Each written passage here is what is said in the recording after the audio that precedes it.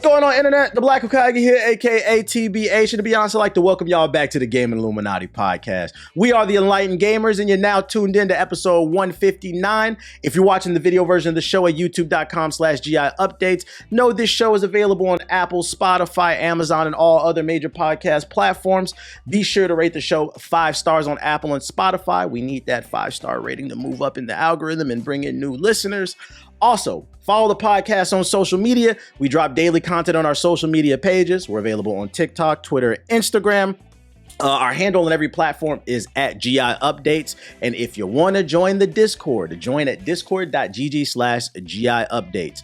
Links to all our social media platforms will be in the description box below of the video version at youtube.com/GI Updates.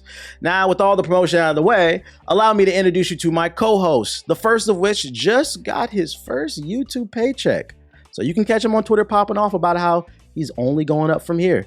UTX, Capsule Corp the Don. Say what up to the people. You know what? That was like probably in a long time one of the nicest intros you had from me, man. I appreciate that. I do want to let the audience know that please save your pets because they're eating your cats and dogs out here. Oh my god. So I just want to give y'all the warning. You know, Watts got cats, T-Bane's got a dog, so eat those god dogs. Yeah, I'm just saying. You better watch out, man. You better watch out. You're right. That intro was too nice. I should have changed it to say something about your connection today. We don't want to hear it in the comment section. We know he's pixelated. JG's internet's fucking up. We don't want to hear it. My second co-host, when she's not busy yapping on Twitch, she can be found getting flued out by Capcom and getting the VIP treatment. It's 5,000 watts. Say what up to the people. Hi, it's good to be here. I'm very excited to talk about Monster Hunter Wilds if we can. Yeah, I got it on the notes. I got you. Okay, good. About it. I do. I want to yap about it all the time. And last, but certainly not least, he said in the group chat he's overwhelmed and can't handle all the games coming out this fall. But I just laughed because I was like, what do you mean you can't handle any of the games? You don't beat them anyway. So Etho, say what up to the people. Oh yeah, whatever, man. I beat more games. I am documenting every single game that I beat this year just to prove that I do play games. So by the end of the year, I will know my count. I will know how many games I beat. Your gamer body count. That's funny. My gamer body count. Have you started the list already? Yeah, I've already. Okay. I think I'm forgetting some games. I'm at. Let's see here. 6, 7, 8, 9. I'm almost at 10. I don't know. That's not bad. It's not bad, but I think bad. I'm missing a couple, so I'll have to add to that list. I just got to make sure I do more than TBH. That's my bare minimum. If I can do more than TBH, I'll be happy. Oh man, it's gonna be tough, bro. I know. I've missed some, so he's trying to beat me to it. That's a perfect segue into the leading conversation of the show. The first game we're going to talk about is one you actually missed. Black Myth Wukong, one of the biggest games of the year. All right, I'll be right back. I appreciate it. Oh my god. Black Myth Wukong is an action adventure game. They said it's not a Souls-like, but I think it is. We could debate that when we get into the conversation. It was first revealed 4 years ago. A trailer randomly dropped on YouTube from an unknown Chinese developer known as Gamescom. And ever since then, people have been super excited about it because it stars one of the most iconic characters in fantasy, Wukong. And it looked like a cool action adventure game that was taking advantage of the Unreal Engine 5. I think it was late last year. We finally got a release date. We didn't even know if it was going to come to the West for the longest. And the game is finally here. It launched since the last podcast. It is available on PC and PS5. And I'm going to give ladies first the floor. Watts, give us the good, bad, and the ugly on Black Myth Wukong. So I'm only in about halfway through chapter 4, and there's like 6 chapters. So I'm not at the end. I haven't seen the end game. I started a little bit later. I've been having a really good time with it, but there's been parts that I've hated, like chapter 3, jail. Jail there. Before you start ragging, just tell us what you like, because I don't want nobody calling you a hater. Tell them what you like, because I got a lot of shit I hate too. We're gonna get into it. Go ahead. I got a lot of stuff I like. As well. So I like the combat. I think the combat is very fun. I think they do a good job of making you feel powerful. Like it's very much so an action RPG. They give you super strong powers.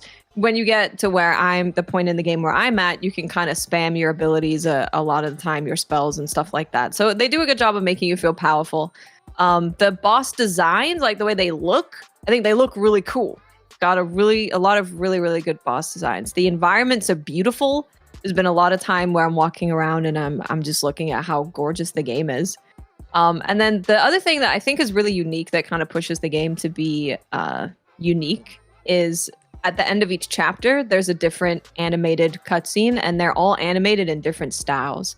So you have like stop motion, you've got like anime style. It's really cool that they're being super creative with that. So there's a lot that I like about the game. There's a lot that I like. I'm currently having a good time in chapter 4 because I like the way it looks there. I'm glad to be out of the snow, to be honest with you. I was told by somebody in my chat that the actual animations at the end of every chapter, they're animated by people who worked on Naruto. And I was like, I don't know if that's true or not. I didn't do my research, but I could believe it because the animation, it did surprise me. It is top tier. It's really good. It's super good. Yeah, like when you go from, because the first one is like, oh, okay, because you don't know what else they have. And then you get the end of chapter 2 and you're like, this is like stop motion graphics. This is different. So having a different vibe every single time, I think is just a really creative way to do stuff.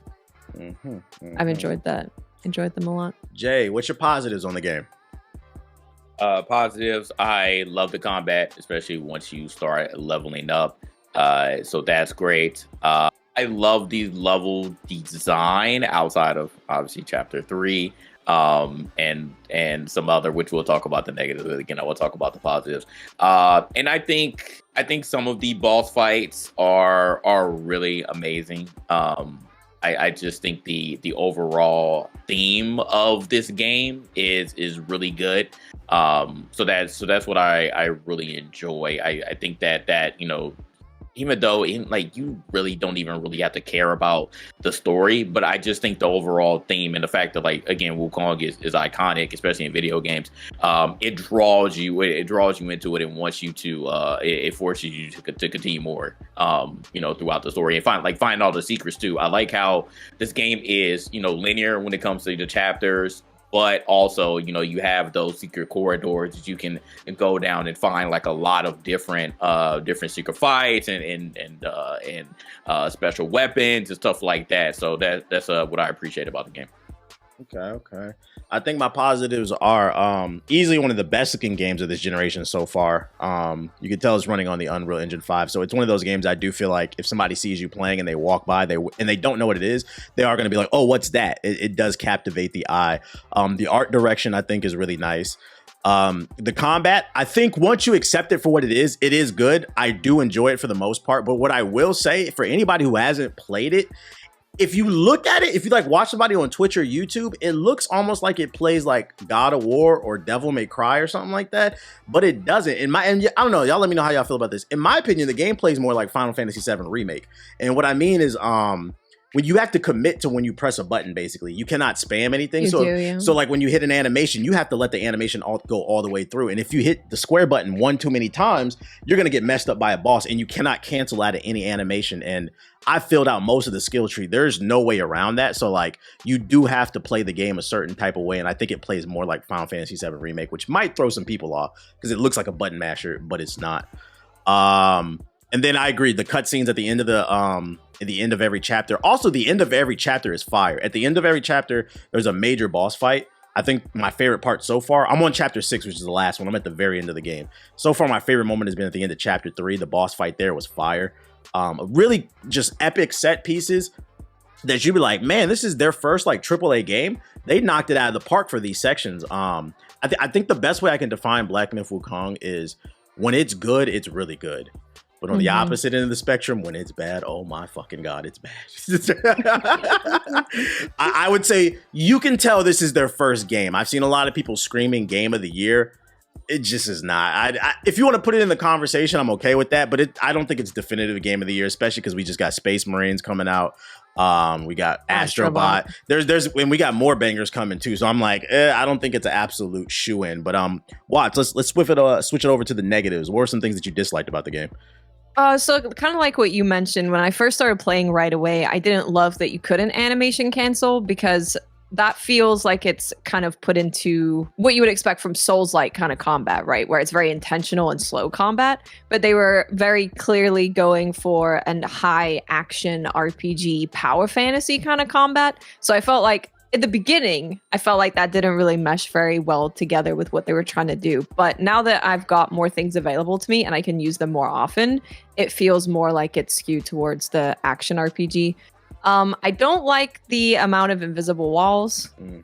And the reason for that is because you'll look somewhere, there will be a statue, and then 2 steps in front of the statue, there's an invisible wall. And I'm like, why isn't the wall just the statue? Because it makes it feel more natural. So they haven't done a great job of distinguishing between a place that I can go to and a place that I definitely can't. Like there's sometimes that you can tell where the textures are not as pristine as places you can go, and you're like, okay, that's somewhere I definitely can't go. But there's a ton of stuff where I'm like, really? I can't go there? So that kind of makes it hard to navigate some of these chapters that are really open, because it doesn't do a good job of giving me points of interest that I can be like, okay, I passed that, I know where I'm going. Or it's hard to tell where you can go and when you can't. So when I'm running around in the snow for hours upon hours upon hours, I'm like, I don't know the difference between that tree with snow and that tree with the snow. I guess that they're not doing anything to distinguish between the different areas. So it can make a lot of it feel like you're just running around endlessly in a maze. And I think that's why a lot of reviews were saying if they had a map, it would have been better. And I didn't get it until I just started playing, and I was like, oh yeah, okay, I see where they're coming from with. Even if you had like a compass or something, it would make exploring these chapters a little bit more enjoyable. There are some bosses where I'm like, what are they doing? Like, I feel like I can't see. There's a lot of particle effects, which they look really, really good, but sometimes there's just so much going on that you can't really see what's going on. I think that's about it for me for now, I think. Mostly the invisible walls and like traversing around the different chapters was, I think, the biggest thing for me, because I want to explore and find everything, because there are a lot of secrets, and I'm really glad that, we heard it's just a boss rush. It's not just a boss rush. There's so many secrets to find and things to figure out, but it makes it kind of annoying to find those things. Yeah, that's why I actually disagree with what JG was saying. I think the level design is not good in this game at all, and it pertains exactly to what you were talking about. It is very hard to navigate this game. The number of times I looked at something and I said, oh, let me go there, and it looks like you can't, and you cannot. You just run into a wall. It is so irritating how often that happens. And for me, I'm like, it's like they didn't know if they wanted to make an open world game or a linear game. And to add even more to what Watts is saying too, the thing that actually pissed me off too, the places that you can explore, more than half of them, it leads to nothing. So there are a handful of secrets in here, but then like, especially in that snow area that you said you hated, there were so many times where I would explore a corner. It lets you go to the corner. There's no cool piece of lore, boss fight, a treasure chest. It's literally just an empty corner. I'm like, and that's okay, like a little bit here and there, but like, it made me really appreciate Elden Ring. I'm like, there's nothing in this game. Why do this? Just make it linear. Like, it would have been fine, so we can focus more on what you guys got right, which was the combat. I think them trying to go open world kind of exposed the lack of direction on everything else. I think another thing that I don't like too is how do you make a monkey game and there's no platforming? That was a big issue I had. That's a really weird gameplay design. And on top of that, there's like enemies on top of buildings that are constantly shooting you. Some of them you can't even get to. It's fucking annoying. Chapter 2. Dings, you know what I look? She laughing. She knows what I'm talking. It's not only are you playing as a monkey, you're playing as the monkey. Like, and you can't jump. Like, what? There should be like swinging sections like Jack and Dax. If they make a sequel, they should really embrace platforming more. Like, I just didn't understand what was going on with that when he can do all these cool abilities. And then the performance, oh my god, the performance is terrible. I didn't play on PC, I played on PS5. I've had it lock up on me several times. It's crashed. Boss fights, I'm falling through the map. Weird shit coming out of characters and stuff. It's easily one of the most unoptimized games that I've ever played, to the point where I'm like, how did this even pass like the quality? Did PlayStation just really want something on their platform? Because like, there's been a couple times where I heard my PS5 go, I'm like, I like snapped my neck. I was like, bro, I'm feeling a little nervous playing this game. I'm having an issue with a boss fight right now. I was literally about to win it the other day. I had to get off stream because I was ready to throw the controller. I'm about to win the fight. This man explodes the whole screen. I'm talking about the game just locked up. I think I'm gonna put the clip in a video eventually. I was like, chat. I was like, I'm not gonna yell. I'm just getting off this game. I was like, I couldn't believe what I played, how unoptimized it is. You made a game where you want us to be fast and precise, but the game is running like a slug, and then the camera's wilding out. I was like, nah, I don't know. And I agree, it needs a mini map. But like I said, a map would be so nice. When it hits, it's good. When the combat is good, but the sections that are bad, it is really bad. What about you, Jay? I mean, you all hit the nail on the head. Invisible walls, it's literally everywhere. Like I don't understand. Like I thought that we were done with invisible walls. Like again, going back to Elden Ring, it does make you really appreciate that game because you can pretty much go everywhere. It's like only a finite amount of places where you can't, like literally because you just can't platform there. But that's like one of the only limitations, just because you can't platform. But yeah, this game literally has invisible walls everywhere. So yeah, even though I like the level design, that's the one part that I didn't like, and that's why I ain't talk about it. But you thoroughly explained it. So that's why I don't like performance. I'll tell you my story. I played on PC and I couldn't get past the intro. My game crashed 4 times on stream. Woof. And I had to do a crazy fix. I had to turn one of the features off. I had to put my performance on ultra low, and I had to put my frames on 30 FPS just to get past that intro. And then once I got past the intro and I got to chapter 1, then I was able to put all of my settings back. It was an AMD issue, even though some NVIDIA people did experience it as well. And they fixed it. We got it. We got a driver update, but then it messed up something else. So then it looked like my game was in high saturation mode. And people were saying in chapter 3 was literally the worst. The darks were very dark. The lights, which was pretty much everywhere, you see snow everywhere. It looked like I was being blinded. Like, and I navigated through it, and I was like, why does my game look like this? So I had to change another setting and turn that to low in order to fix it. So I'm good now, but again, just going back to the performance issues, it doesn't matter whether you're on PC or PS5, you were experiencing some issues. So yeah, it had been one of the most unoptimized games that I have played this year, for sure. Another thing with the majority of the enemies, they have invisible armor. And I'm like, bro, like not all of these enemies should have armor like this, but like the bosses especially, like a lot of them just have like some weird hyper armor. I'm like, okay, like I understand that I can't get out of these animations and these are so-called light attack, but there has to be some point where like you just cannot get out of my attacks. Like some enemies, if you try to immobilize, they just immediately break out of it. I'm like, bro, I hate that shit too. Yeah, it's so annoying. I'm like, oh, I don't care if you're doing a move. I'm doing a move too. I'm trying to hit you. So like, I don't understand like some of those mechanics, but like immobilize it. Some of them just instantly break out of it. I'm like, bro, it's so annoying. So to better articulate it, the issue is why make me fill out the whole skill tree and I can't use the moveset. Like we're abandoning the gameplay loop. To me, that's bad gameplay. That's the issue with it. Like if it's a boss and maybe you can't immobilize them a little bit longer because they're stronger, that makes sense to me. But I can't use my abilities at all. Why are we building a skill tree then? Like, what are we talking about? You gotta go reset it. You gotta go get to a new build. That is the one good thing. You can respec at will. You don't have to use anything. Yeah, there are no items. That's probably why they did that. Like yeah. So I've been playing on PC just to give like another side of it, and my performance has been perfectly fine.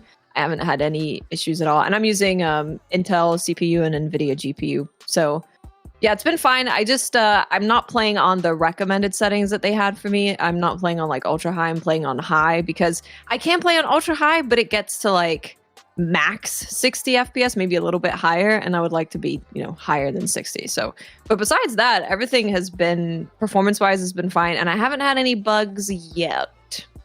But yeah, TBH. I'm sure really that's going to change. So, I mean, it may be a PS5 thing. Like I said, he was like, some of the things that happened to him, I'm like, bro, I understand why you're upset. And it's crazy because TBH is unfortunately a glutton for tech issues. Like whether he's on PC, like it doesn't matter what platform he's on, he has tech issues. So I understand that part. I'm like, bro, all the worst stuff always happens to him. So it's crazy. But like I said, when I couldn't even play the game, I was like, look, I'm about to refund it. Like I was literally at the point, I'm like, yo, I can't get past the intro. How can I even play the game if I can't get past it? I scoured the internet. I looked at the subreddit and multiple people saying they were having the same issue. I'm like, please, can somebody find a fix? Cause like we need an update. We need a driver update or something. So it was mad weird. Another thing, the camera. The camera is always going to be your enemy. Like some of the enemies are just flying across the place. It was one enemy on chapter 3, one of those Wongs that was just flying all across the place. I'm like, you're literally above me. I can't see you. The dragon in the ice area. Yes. I hated that fight. That shit was awful, bro. That shit was awful. Oh my god! I'm literally just looking up. I'm like, I can't see you up there. Like, how do I fight you? Like, it was so. It was during that fight that like half of the left side of my screen went black. I've never seen that in a video game before. That's what it made me quite. Yeah, it was so weird, bro. I was like, how did this pass? How did this pass like a quality assurance test? And then I remember people in my chat were saying like, do you think that like game developers are lazy? Like that's why this thing isn't optimized? And I said, maybe that's some of it. But to be fair, it could just be a case of a lack of talent because optimization is a different skill set than putting together textures and like gameplay mechanics. It could just be they didn't know. And if that's the case, why not bring on people on board to help you with that stuff? Because I was like, that's the kind of vibe I'm getting. Like you can tell this is their first game and there are certain holes that they had at the studio that they weren't prepared for. I feel like even Stellar Blade, because that was their technically first. That's their first console game, from South Korea. So like that game was damn near flawless. I didn't really have too many issues. So I'm not exactly sure what happened with Wukong. We did remember they were saying that like they were kind of afraid when they were getting so much praise when they first revealed Wukong. So maybe that did kind of play into some of the things not being as polished as what we're used to.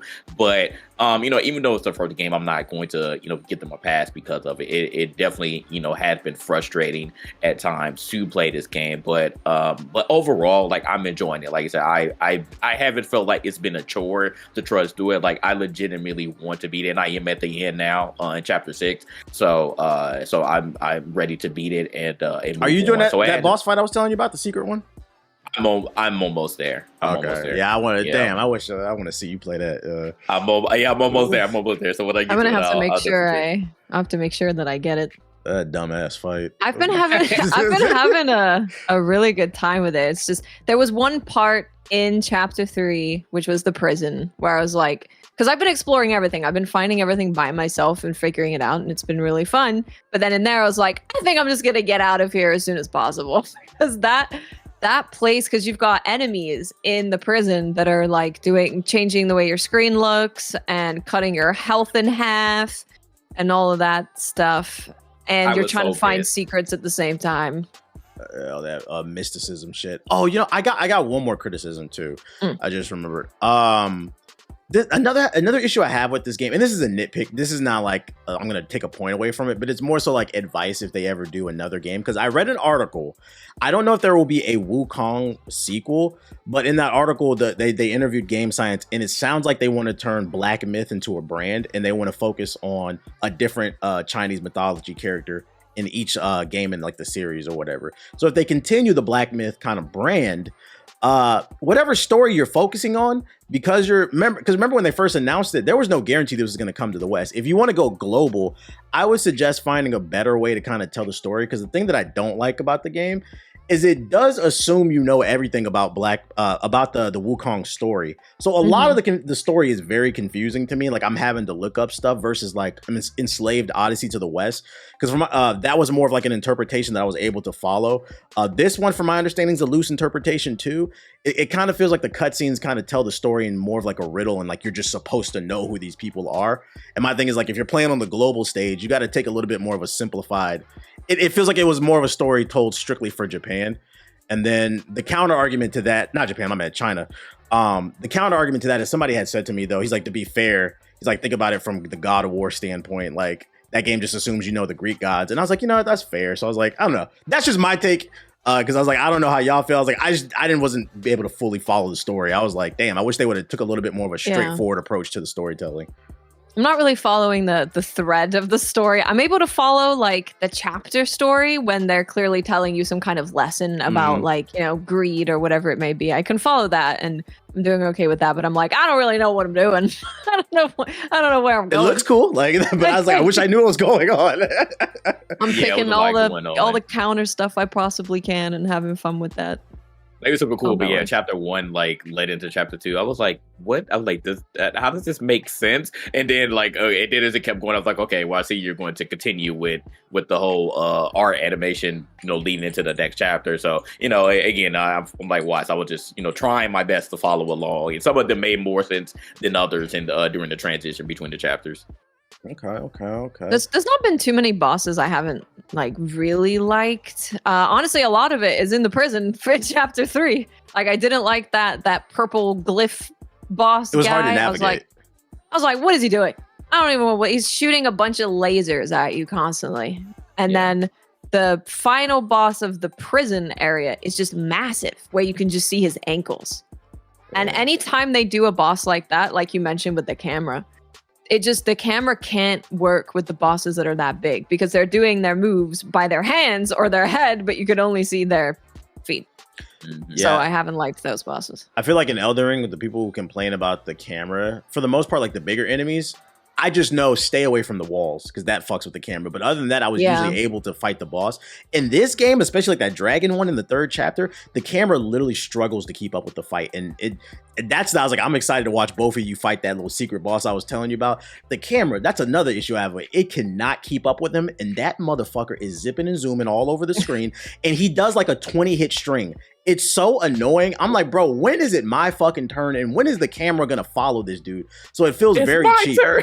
Bro, this dude It's my turn on the controller. This man was doing 20-hit strings. He summons demon dogs to shoot at you, and they're off the screen. You have to dodge them off of sound and instinct. I'm like, this is a stupid fucking fight, bro. I was like, this isn't fun to me. I know when I beat it, I'm not gonna get any satisfaction. I was like, I don't know about that. Same thing with that yellow long fight. I was like, frame rate was dropping on that one. I just fought him today. I fought him Did you like it? an hour ago.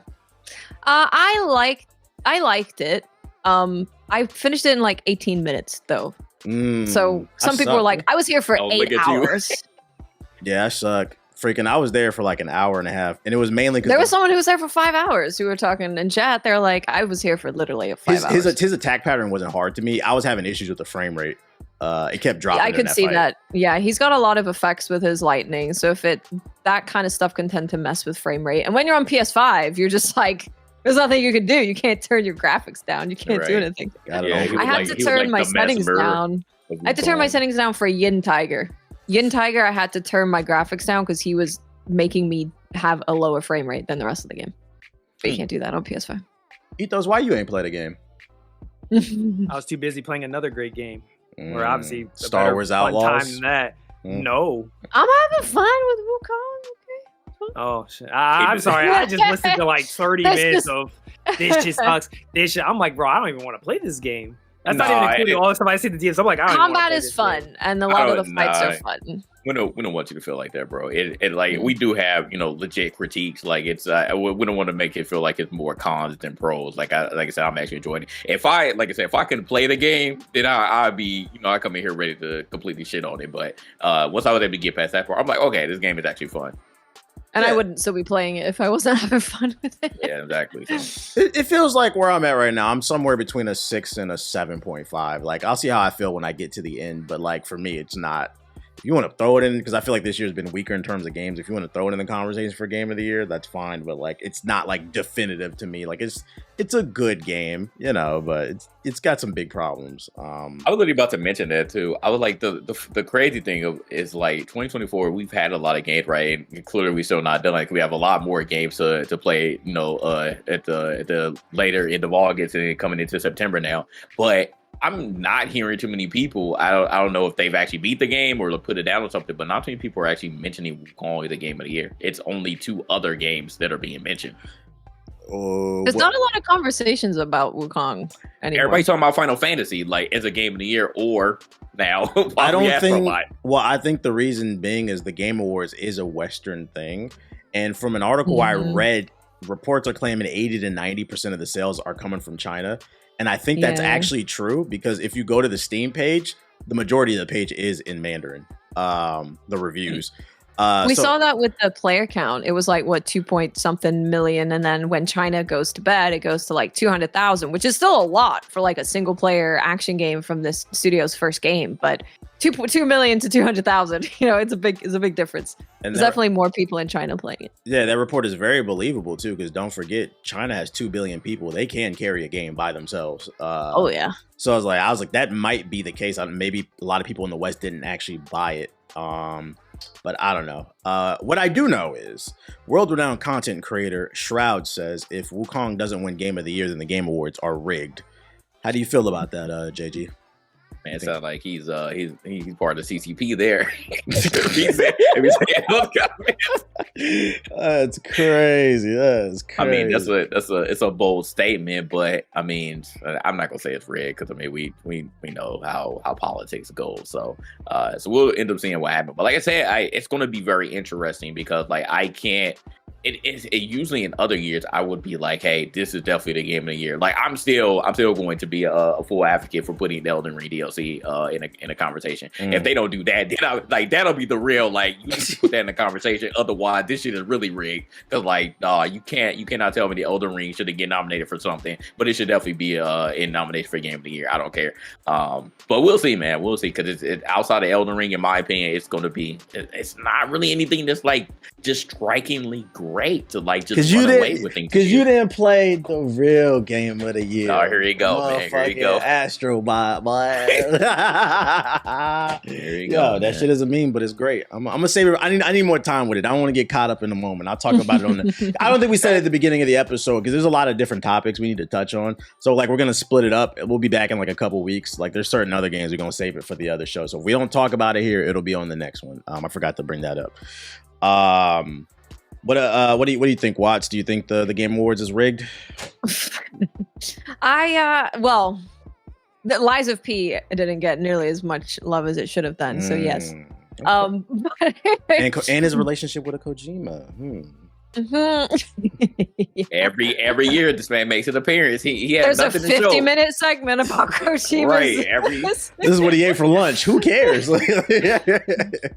Yeah, so like you said, like last year there was so many games that I'd be like, hey, if that one's Game of the Year, I'm happy. If that one's Game of the Year, I'm happy. This year, the big standouts for me are Shadow of the Erdtree for sure. The other one would be No Rest for the Wicked, but that's early access. Like it's not even a complete game, so I don't think you can put that in there. Hades 2 was great. Again, early access, so I don't think you can put that in there. So a lot of the games that I think I really liked don't qualify for the Game of the Year conversation. So I think if I was having to pick 5 right now, where I'm at with Wukong would probably be in that conversation because there's not a whole lot of things that are fighting for the 5 spots. Like I really liked Stellar Blade, like Wukong. I don't know what else I'd put in there. Probably forgetting things that I played, but there's nothing. That just means that there's nothing that's really standing out to me as like, oh my god, that was an amazing. So what's better, Wukong or Stellar Blade?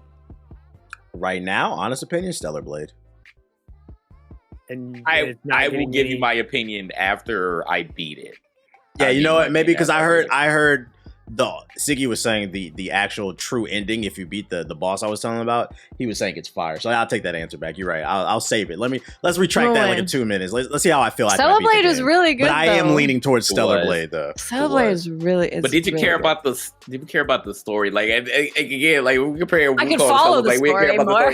I mean, yeah, but was the story really like memorable? Was it? I think we enjoyed the combat a lot more. The combat, yeah, the combat. I like the bosses. The bosses were. Well, of course, yeah. The performance, yeah, we have the issue. So that's the big thing for me. Like, yeah, that alone, I'm putting Stellar Blade, I would say, above Wukong because the performance, it works.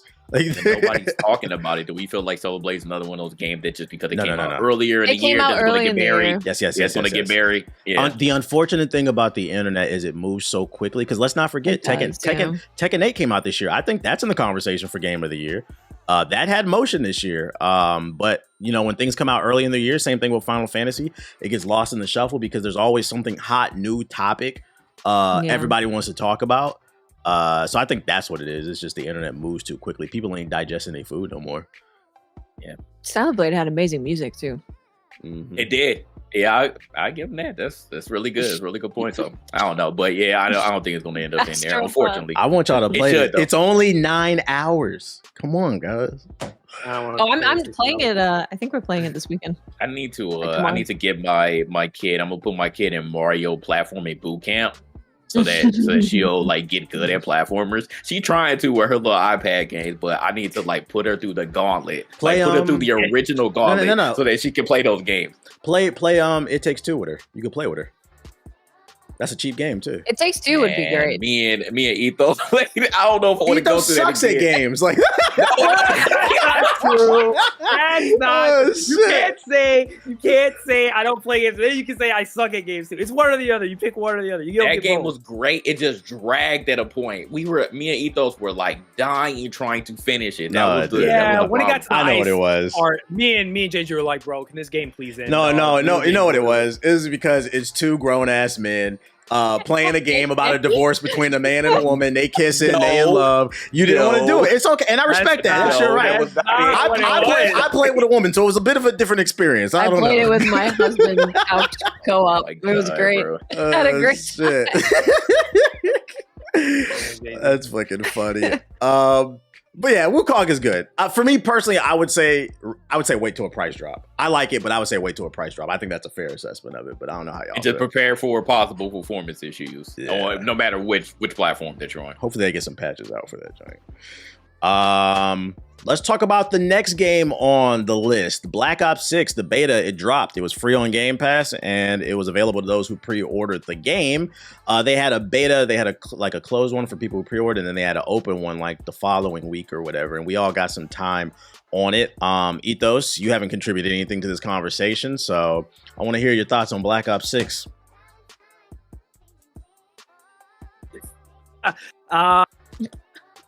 Damn, I haven't had the time to really calculate my opinions on it. I love it. Question mark? You love it? What? I think I love it. I think I love it. Weird. I like it. I like it a lot. I think it does enough stuff where I'm like, yeah, this feels fresh to me. I really like the jumping and max painting and stuff like that. I think it's really funny. The amount of clips that have come out with like people getting killed by a person jumping in front of them are hilarious. What's the other thing? The meat shield voice chat thing has been literally the funniest things I've seen on Twitter in a minute. I feel like that, I hate to say it, because every single year they say, oh, COD's back, and then they hate it. But I genuinely really enjoyed my time playing it. Don't get me wrong.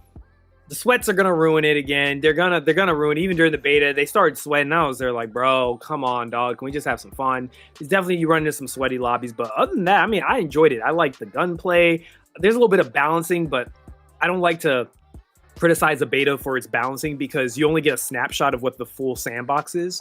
So I can't really say, oh well, the what was it called? What's the name of the gun? The SMG, the Vandal? No, not the Vandal. I forgot the name of it. Whatever the SMG is, the Grindel, something. Jackal, the Jackal. A lot of people were like that card. Jackal. They said that the Jackal. A lot of people were saying the Jackal SMG was too busted. It was like way too strong, and everybody was running it, and I was running it a lot too. But it reminded me so much of the MCF's. What's it called? The MSMC from Black Ops 2. It reminded me just like the exact same type of gun, same type of like reload style, damage, all that sort of stuff. But I try not to criticize betas on that form, especially Call of Duty and other shooters, because you only get to see 3 to 4 guns and you don't really get to see all the rest of the guns that aren't shown yet. So you really don't know how they balance this gun compared to like the other possible guns. But I will say in the beta, it was the strongest weapon. So maybe they are going to go back and tweak it a little bit. But overall, like, I enjoyed it. I thought the maps were pretty good. I didn't really have like a map that I hated. I enjoyed the maps. I liked the gunplay of it was really good. The time to kill felt solid to me. Some guns felt a little bit long to kill people, but for the most part, like if I ran the SMG or the assault rifles, it felt pretty good.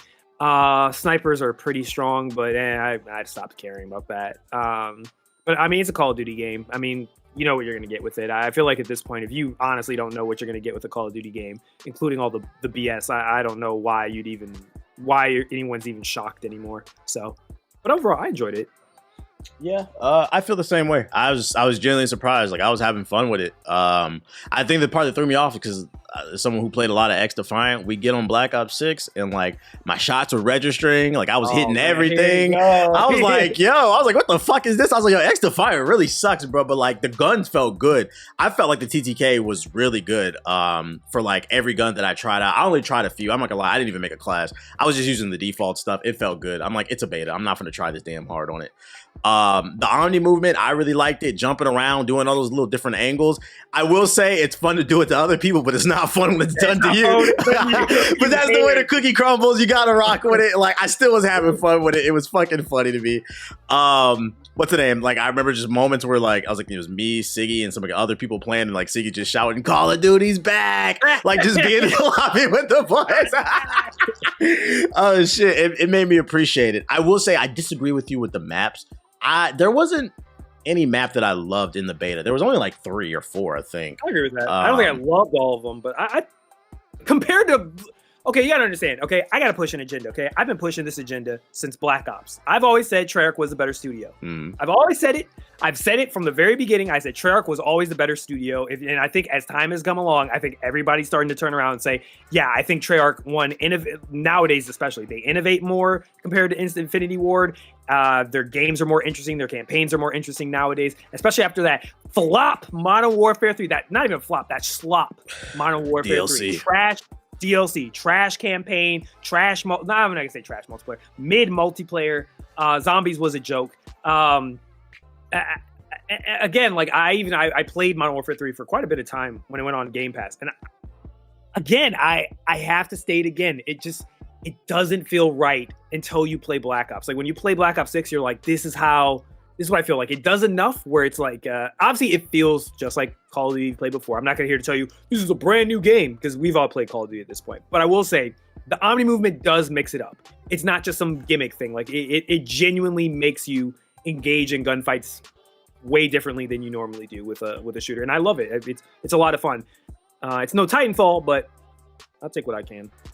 Yeah, the game is buttery smooth too. I was thinking about it though. I was like, man, I'm really having fun, but I was trying to wrap my brain around, is it a bias fun? Like, am I not being as critical because it is on Game Pass and I'm not paying for this shit? I mean, that's even better. I ain't gotta pay for it. Like that's the best part. I got my Game Pass. Yeah, what freaking. What am I gonna be mad about? Like, if I don't like the game, I'm not $60. Just turn it off. Yeah, that's what I've been trying to wrap my brain around. I was like, would I pay $70 for this? Do I actually want to own it? And I don't feel like I'm there yet, but it's still fun enough that like I would download it for like the Game Pass, just as like a chill game to play. I agree with you. The sweats will probably ruin it within 3 months, but you know, just to hop on and play something with the boys, I think it's cool. I see the vision there. It feels like they're actually trying to do something different. It feels like they tried. It feels like they spent some time and actually genuinely were like, let's try to do some new stuff here and put some quality into it compared to Modern Warfare 3. I just hope the maps there's more like 3-lane maps, because like some of those maps were just really weird that they were in there. I think my favorite one was the desert one, because it was a little bit more open. I feel like it had a better flow to it. The house one? I like the house one. The house one was okay. You could jump to the pool? Yeah, that one was okay too. Yeah. I like that one. I just didn't like what was the other map? The train yard. Did you like the train yard? That was a clusterfuck, I liked it initially, but as time went on, the sweat started to play. I started to hate it a lot. Like, I hated so many angles and stuff that people could shoot you from. There was like all these little like cubby parts where people could just shoot you on top of a plane and jump off of it. The train, like little sneaky parts that they could shoot. I started to hate. That was a map I genuinely started to dislike, but I didn't get a chance to play. They added in other maps later on, but I didn't get a chance to play because I was too busy playing the other stuff. So, what did you think, Jay? Nah, after skipping Modern Warfare 3, I have to say I'm definitely enjoying the game. Like, again, I feel so guilty for saying that. Like, yeah, man, I actually like this Call of Duty because like there's been so many iterations that I just skipped. I was like, man, I'm done with this franchise altogether. And then the remake of the remaster of Modern Warfare brought me back, and then Modern Warfare 2 was it was okay. But the original remaster, I was like, okay, like we're actually like having fun again, like doing the 6-man lobbies and stuff like that. But I think I'm ready to come back on this one, and I think that Game Pass does, make it a little bit easier to get back into it and play. Like we legit have fun. It still has the same issue though. Like they really gotta find out what's going on with this multiplayer party stuff, because like there should be no reason why we're in a 6-stack and it's still having the same glitch that it had years ago in 2019 when the remaster Modern Warfare came out. I don't understand why this is a constant thing that they have still not been able to fix. So it's just like certain things I think I'm like, damn, like this. All right, now it's bringing me back as to why I hate the franchise, but this game it actually with the innovation, like the Omni movement that's just clutch, bro. Like the first thing that I did when I hopped into like my first match was just jump around. Like and it was just hella fun. Like just being able to just jump, do the Max Payne stuff, be able to just do a complete 180 and shoot at the enemy behind you, maybe behind you. So it's fun, man. It's Call of Duty. You pretty much know what you're going to get. But I think they did enough in this one to bring some of the people back that may have not played for a little bit, and to make it a little bit fresh for the people who have stuck with it this entire time. I agree. I think it's going to be a day one pickup and definitely a fun casual game. Games that you appreciate like the older you get. What's the name? While we wait for Watts to come back, because I want to hear her thoughts on Black Ops, I think we could pivot to this conversation because this actually pertains to what we're talking about. Where she goes. Well, I'm not going to pivot to it. Instead, I'm going to ask you, Watts, what were your thoughts? Did you get some time with the Black Ops 6 beta? Nope. She didn't. Perfect. Perfect. We're gonna go straight to what I was talking about. I don't play Call of Duty anymore. I don't give it a chance anymore either. Like I haven't enjoyed it in like over 10 years. So that used to be your thing. That's how I found out about it. It used to be. So I've abandoned that relationship. It's over. You were talking about earlier, Ethos, about you think sweats are going to ruin the game. So I'm actually going to bring this from the bottom of the notes because this pertains to what we were talking about in Black Ops 6. The owner of 100 Thieves said, if I could go, Nade Shot, former COD pro, if I could go and reset and start from scratch, there'd probably not be any focus on esports in regards to 100 Thieves. And then if you scroll down, they further quote him in this interview where basically he was saying the majority of his money is made through partnerships, merch sales, very little when it comes to like esports and stuff. And this is something that I've been bringing up on my own stream. I'm not going to push the agenda, but I'm going to give you the talking point, and I want to hear y'all thoughts on this about how I think esports. I'm cool with esports if it led to something. Like if it created a job market where people can become a cameraman, a concession stand owner, something like a venue owner, or you have your own team, like, assistants, just creating this whole job market and ecosystem around it. I'd be like, okay, that's worth it. All these sweats, at least we're, creating an economy around this. But we keep getting more and more articles and more reports about how all these esports orgs are going under. They're not making no money. You even got one of the biggest ones right now saying we ain't making no money outside of selling t-shirts. To me, I'm like, what was the point of this shit? Because now we boot up Call of Duty. You remember the first 3 to 6 months? It was fun. Everybody's trying out guns. Day one, they're sweating on fucking XDefiant, bro. Every goddamn game. Because everybody wants to go pro. And a lot of these people don't even know you ain't going to make no money from this shit because it might not be around 5 to 10 years from now. So I wanted to hear some of y'all takes on this esports stuff. He's saying it's not worth it. What you think, Jay? I mean, that's been a running joke for 100 Thieves for a while that they're just a merch company. So that's actually hilarious that he would say that. It sounds like he's self-aware that that's where they make their money. It's like clearly like that's where the majority of your money comes from. The crazy thing about this is 100 Thieves is not a chump organization in the esports realm. Like they actually win, right? Yeah, they actually win in competition. So that's that's even more like crazy that that Nade Shot would say that. But I mean, like I said, he's self-aware. Like he knows that the esports realm is dying. There are a lot of esports teams out here, and the majority of them don't win anything. Like they're like you have those orgs that are at the tippy top that you hear about all the time. The 100 Thieves, the Optics, the Phage, is like those long running esports organizations. They win all the time, and every now and then you see some other orgs that'll win in certain games, in certain realms, certain pockets, but the majority of esports teams they don't do anything. So they run into multiple problems here. One of the problems is, again, you have too many esports teams. So again, there's not enough, it's not enough mouths to feed. So that's one problem. Two is a lot of these esports organizations have realized early that, hey, like if we're not winning tournaments, you're not going to get any money, period. That's it. So a lot of these esports teams, they miss scouring around. They'll find like whoever the biggest person is, and they'll sign them to their team, and they'll give them a good chunk of change to play, right? But if one big dog is making a lot of money, then the rest of them can't make the same amount of money. So you're not going to bring on the same people and give them the same salary per year or per month or whatever their contract states. So a lot of times they end up losing money because you pay one big dog a lot of money, and either they don't produce either on the professional side, or they don't produce on the content creator side as well. Like a lot of these people at TBH, you can attest to this, they are fucking lazy and they don't do shit. So it's like you're not promoting the team, you're not doing anything on the content creator side, and you're not winning the tournaments that we paid you to do. So a lot of esports teams have wasted a lot of money because you hire on these people, who may not be full-on professionals, or, they don't grind the game every single day and put in ridiculous amounts of hours. But you'll get these content creators in here too, get these celebrities in here, these rappers, again, who don't do shit. They don't promote your brand. You're just wasting money at the end of the day because they just going to get a check and then they're going to move on. So there are a lot of missteps with these esports teams. So all of that put together, throw it in a bubble and throw it somewhere, like, and there you go. That's the esports organization now. That's the whole esports realm. They're dying, and it's going to be hard for them to come back, because I don't know what else they can do at this point that'll help revive what's left of really the esports ecosystem here. I think too, another issue that esports faces that's unique to them compared to traditional sports.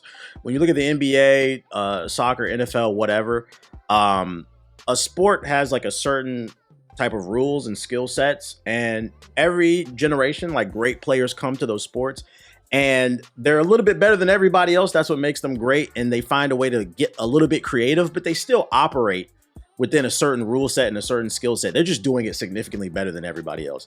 The problem I think gaming faces is it's a creative art form where you have a game like Overwatch, but then something might come out, and it might not even be an Overwatch competitor. It could be a single player game like Astrobot, the game of the year.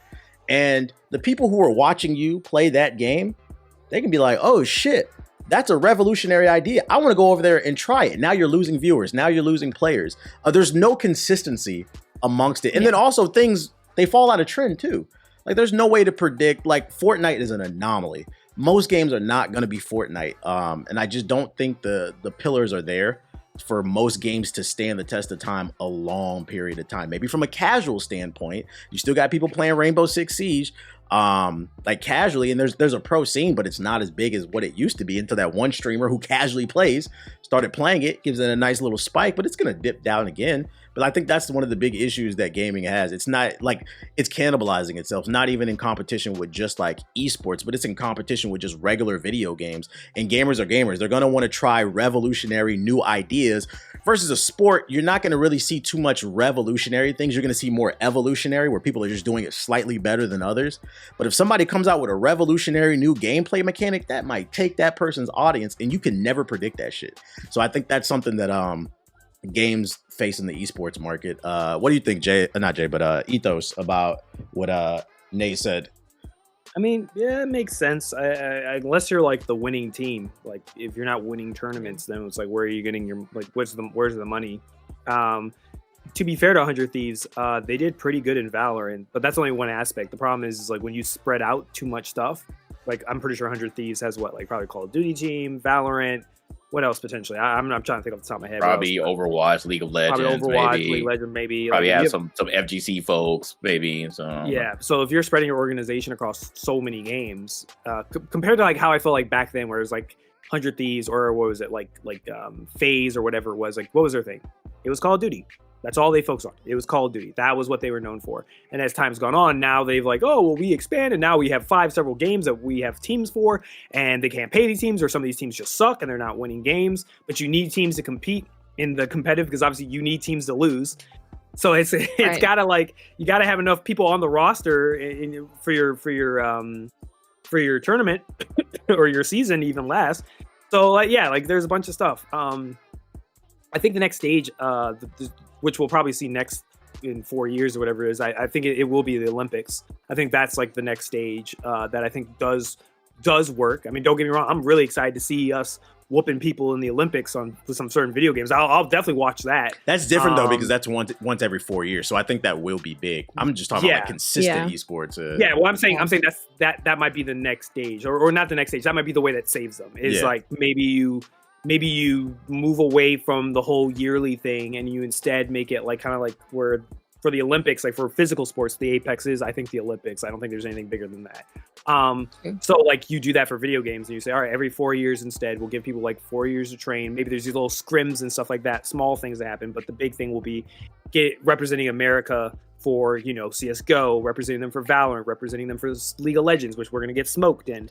So like, you know, like I think that stuff will be really cool. Like that's what I think is going to be the future. So I don't think it's going to be ever wiped away after they accepted video games into the Olympics. But I do believe there is like an unsustainable model where unless these publishers or the people responsible for these organizations, unless they're doing better incentives, and on top of that, they're also charging them like I'm pretty sure they're charging each team like an actual like yearly annual membership fee that they're paying. Yep. And it's like, why the hell am I paying potentially, I don't remember, $25,000 a year to be part of a league where we're at the bottom of the seed, we're getting whooped, and there's no way out of this. Like, I don't even know if esports has like a whole thing like how the NFL like is, if there's like a draft day and they just say, all right, everyone's part of this draft. I don't even think they have that. I think it's just they find talent. They just say, hey, we'll give you a lot of money and we'll put you on this team. I feel like unless there becomes a structure way to control the way that the kind of, and then they get mad because we don't know who any of these players are. The only league that did it was the 2K league. They had a draft and it was on Twitch. That shit was actually pretty cool. That was the only thing that I seen them do.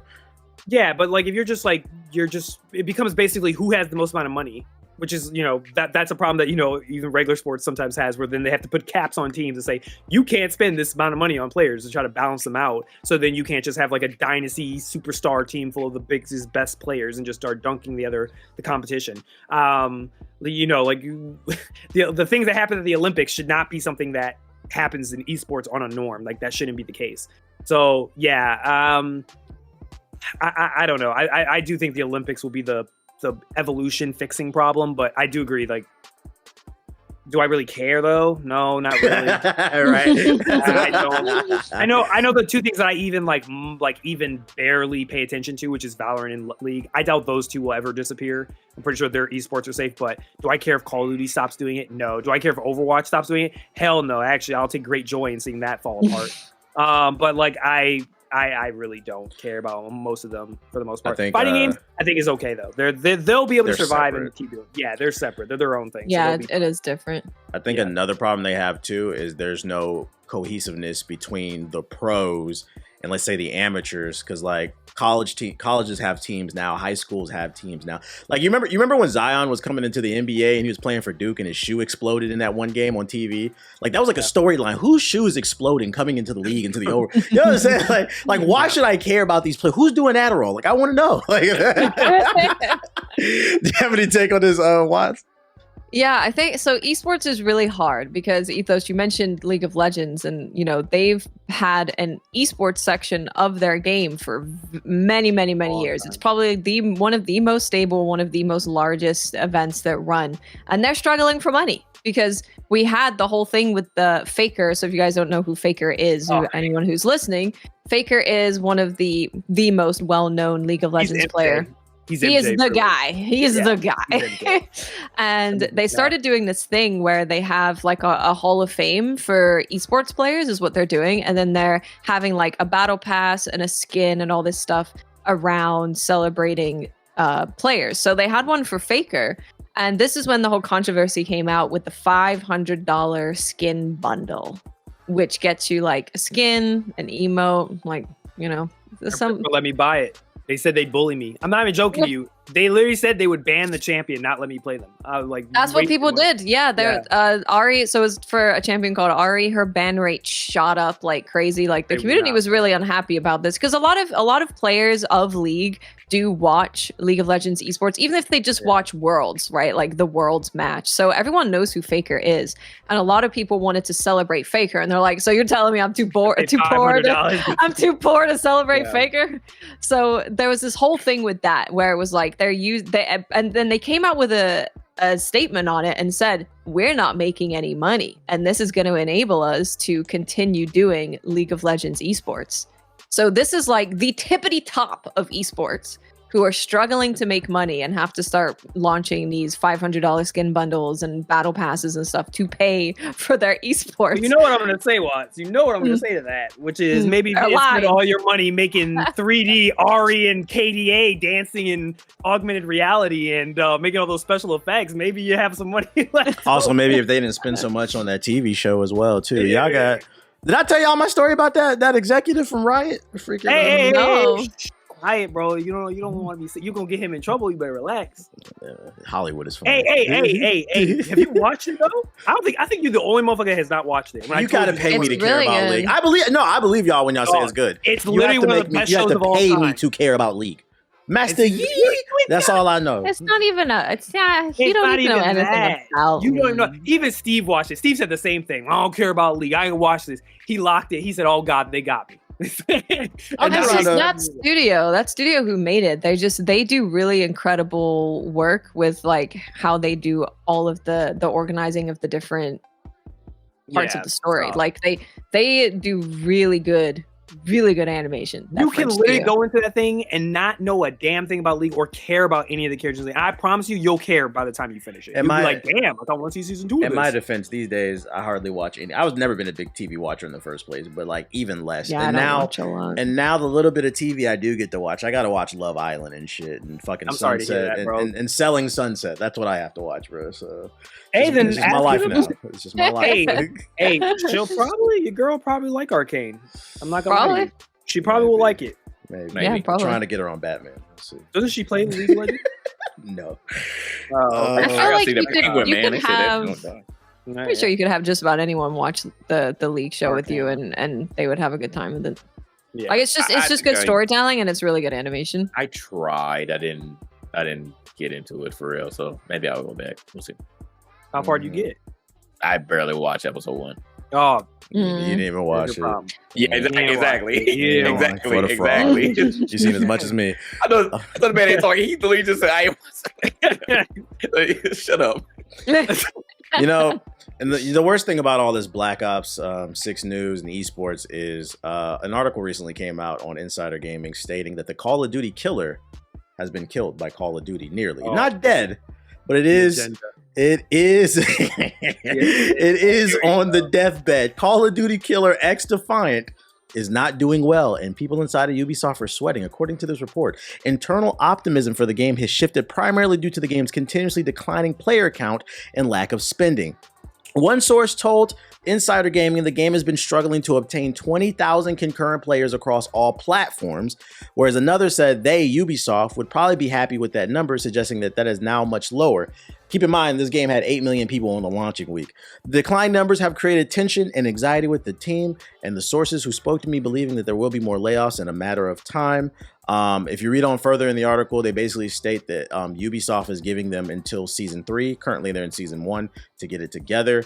But I'm not gonna lie, the perfect storm is brewing. Because a wise man named Justin Bieber said, "Never say never." But a perfect storm is brewing, named Black Ops 6. This game came out at a weird time. Y'all think? What would you think, Jay? You think XDefiant gonna stand the course of time? No. We called this. as soon as it came out. I don't know why everybody was trying to push its agenda. Oh my God, it's a Call of Duty killer. It's a Call of Duty killer. I think we only played it because it's a placeholder for the next Call of Duty to come out. And like, it's free. And it's free too. Gamers are so fickle. Like, I don't care what anybody says. You can hate Call of Duty. You can say, oh my God, the hacker, blah, blah, blah, blah. I don't want to play the game anymore. You'll move on to something else temporarily. But as soon as the next Call of Duty comes back, all of those same refugees, they moved on to other games. They went on to XDefiant. They play Apex for a little bit. They're going to crawl right back to Activision. They're going to play Black Ops 6. And this one is actually good. Like, we actually were praising it. So, until the bullshit happens after the honeymoon period, but still, like, it's going to be a rinse and repeat. It's just like 2K. Like, you complain about it, you'll play it a little bit, you'll complain about it, but once the next year comes around, the next generation rolls around, then you'll be back on it. So, again, games are super fickle, and I knew that XDefiant wasn't going to last. Again, I'm not hating on it, and I'm not praying on the downfall, but I could just be a realist about this.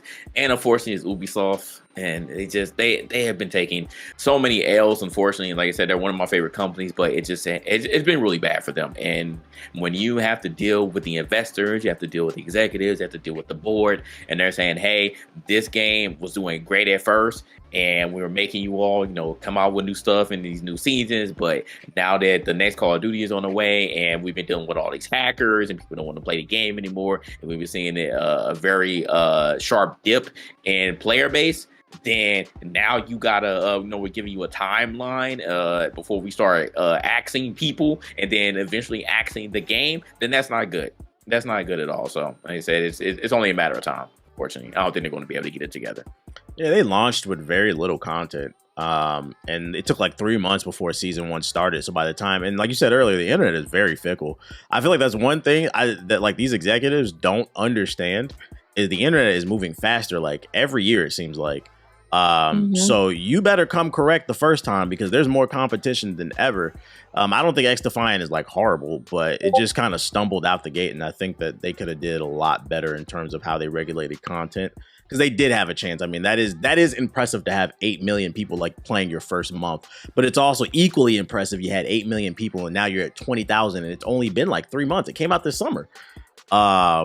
And yeah, once you kind of drop the ball, it's kind of hard to maintain that steam. Yeah.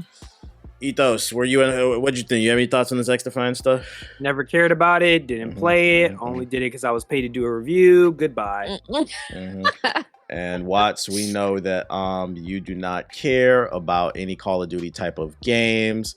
So I was interested in it because they were doing the whole no skill-based matchmaking thing. They were doing the whole like we're gonna just be original Call of Duty, and I was like, okay. So I had a decent time playing XDefiant.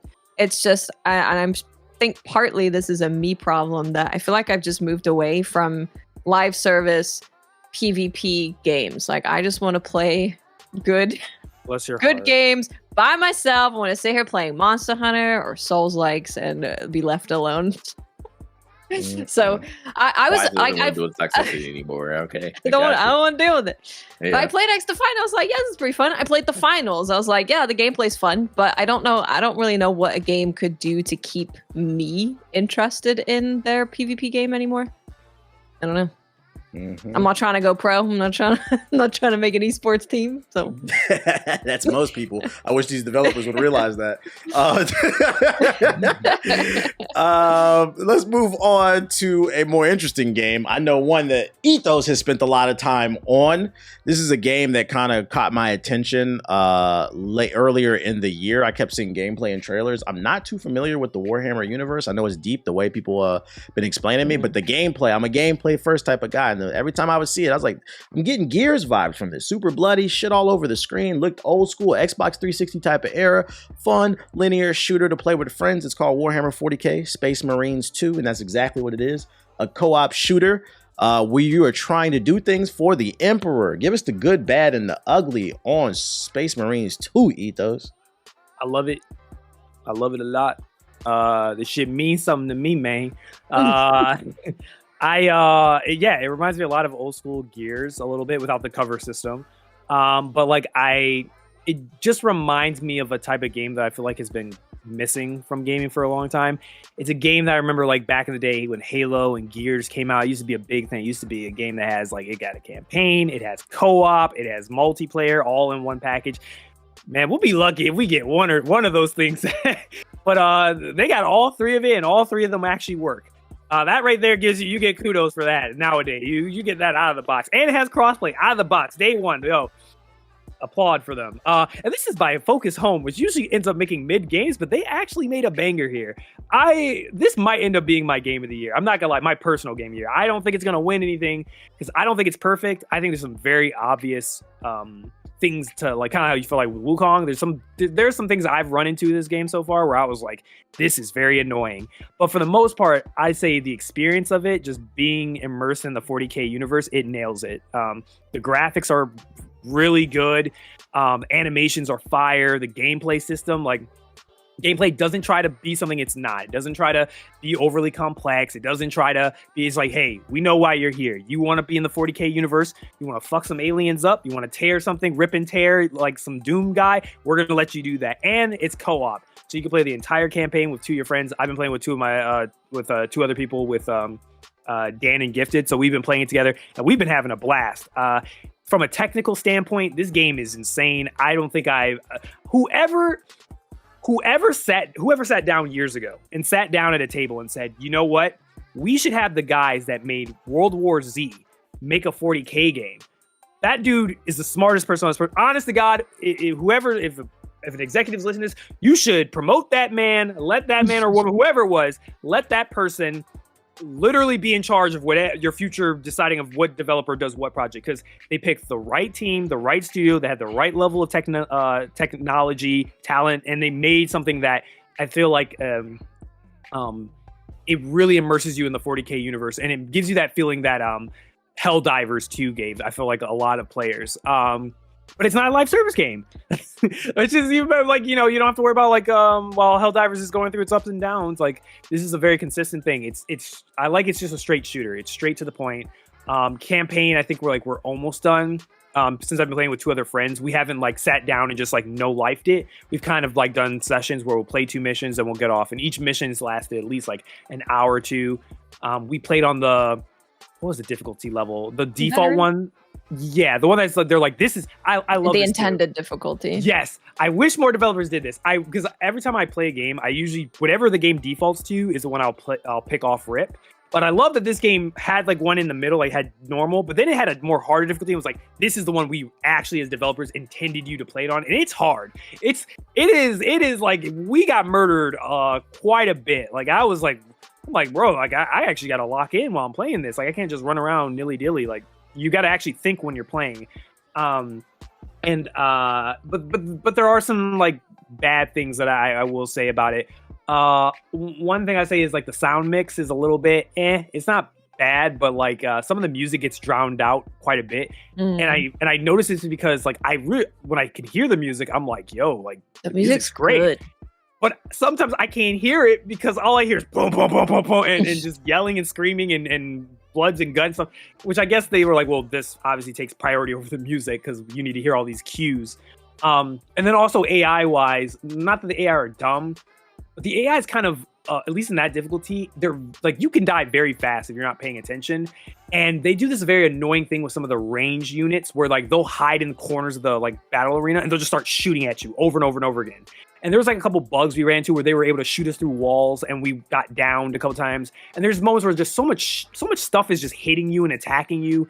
And sometimes like they'll make your vision get blurry. You won't be able to see anything. You're just like, bro, what is happening? You won't be able to make out like kind of what you said like with all the effects. Sometimes you'll just be like, I'm just going to start swinging and just pray it's enough that I don't die from this.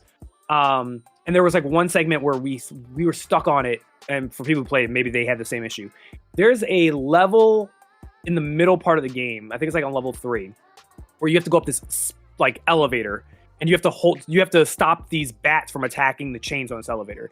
And on that difficulty, oh my God, I think we literally took almost 2 hours just to do that once, like almost, because it was like, I couldn't tell if it was just the AI was too hard or there was like, we were running into bugs where we couldn't find our ammo. But we just got stuck. Like, shut up. This is the only part of the game. But this part of the game actually almost made us rage quit. Like, it was that infuriating. But everything else of the game had been really cool. We just finished the part with a boss fight that was really awesome. It had, like, cool MMO mechanics and everything. I was like, whoa, what the... Like, we were having a blast with it. We're in the final arc right now, so I should be done with it, like, by the end of next week. But so far, from what I played, though, like, it's probably one of my favorite games this year. No doubt. I loved it. Freaking, I'm playing it on Xbox. I'd imagine you're playing on PC, and like, yeah, I don't know what engine this game is running on, but this shit is thoroughly, it looks good on fucking Xbox, and it does make you kind of side eye other developers Because I'm like, yo, this thing is optimized. There's 1,000 things on screen and it never drops a frame on Xbox, and it still looks good. I don't know what engine this is running on, but they need to rent it out to more people. It's their own engine. It looked like Unreal Engine 5, but I was like, it doesn't run like it though. This is not Wukong.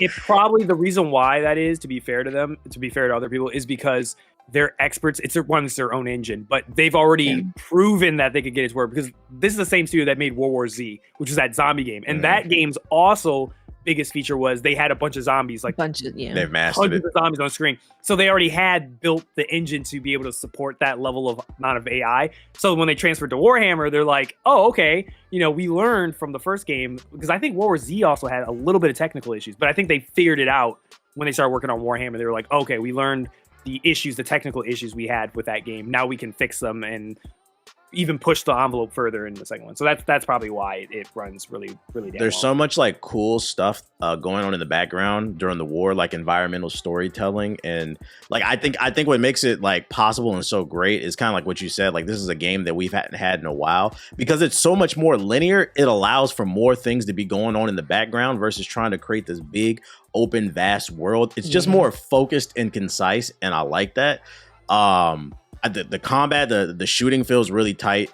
I feel like it plays between a mix of like Gears of War and almost like Batman Arkham, because like it's not as deep in terms of the physical, but like the whole counter system, it has a combo system, and then the shooting feels like Gears of War. It just doesn't have the wall bouncing or whatever, but instead it's kind of moving. For dudes who are big and clunky, they move really well. Once you get like a hold of it, it just feels good. It's a game that you can, like, if you come home from work and you just want to fucking blow up a whole planet and spread some freedom, kind of like Helldivers. Oh, we don't spread. Whoa. We don't spread freedom. That's for the Emperor, whatever you guys. For the Emperor, shout. we spread that humanity. Blood for the blood god. Yeah, but whoa, that's heresy. That's heresy. Don't say that. I was surprised by the multiplayer too. I spent like a good hour and a half fun on it. Yeah, it is really good, man. You do have to team shoot in it, so you're gonna need a decent team. But like once you get a flow of it, it's cool because each character has different abilities, and like everybody working together to team shoot, it feels good. This is one of those games I was like, I kind of agree with you. I don't think it's gonna win Game of the Year, but like right now, based off, I spent like 4 hours on it so far. Based off what I played already, I'm like, I already feel like it deserves at least a nomination. It's really fucking good. What about you, Watts? I think you've been playing it, right? Yeah, so I've finished the campaign, and I'm doing a mixture of co-op and trying out some of the PvP stuff now. And it's really good. Like, I, throughout the whole campaign, was stopping and looking at what was going on, because all of the skyboxes were beautiful. And then you've got like all of these tanks rolling forward, and you've got things flying in the air. And they did a very good job of making it feel like you're at war against something and working with people. Like, I did the campaign with the AI, and it still felt like that. I still had that feeling of like we're all fighting against this thing together. So they did such a good job of having it be a Warhammer war.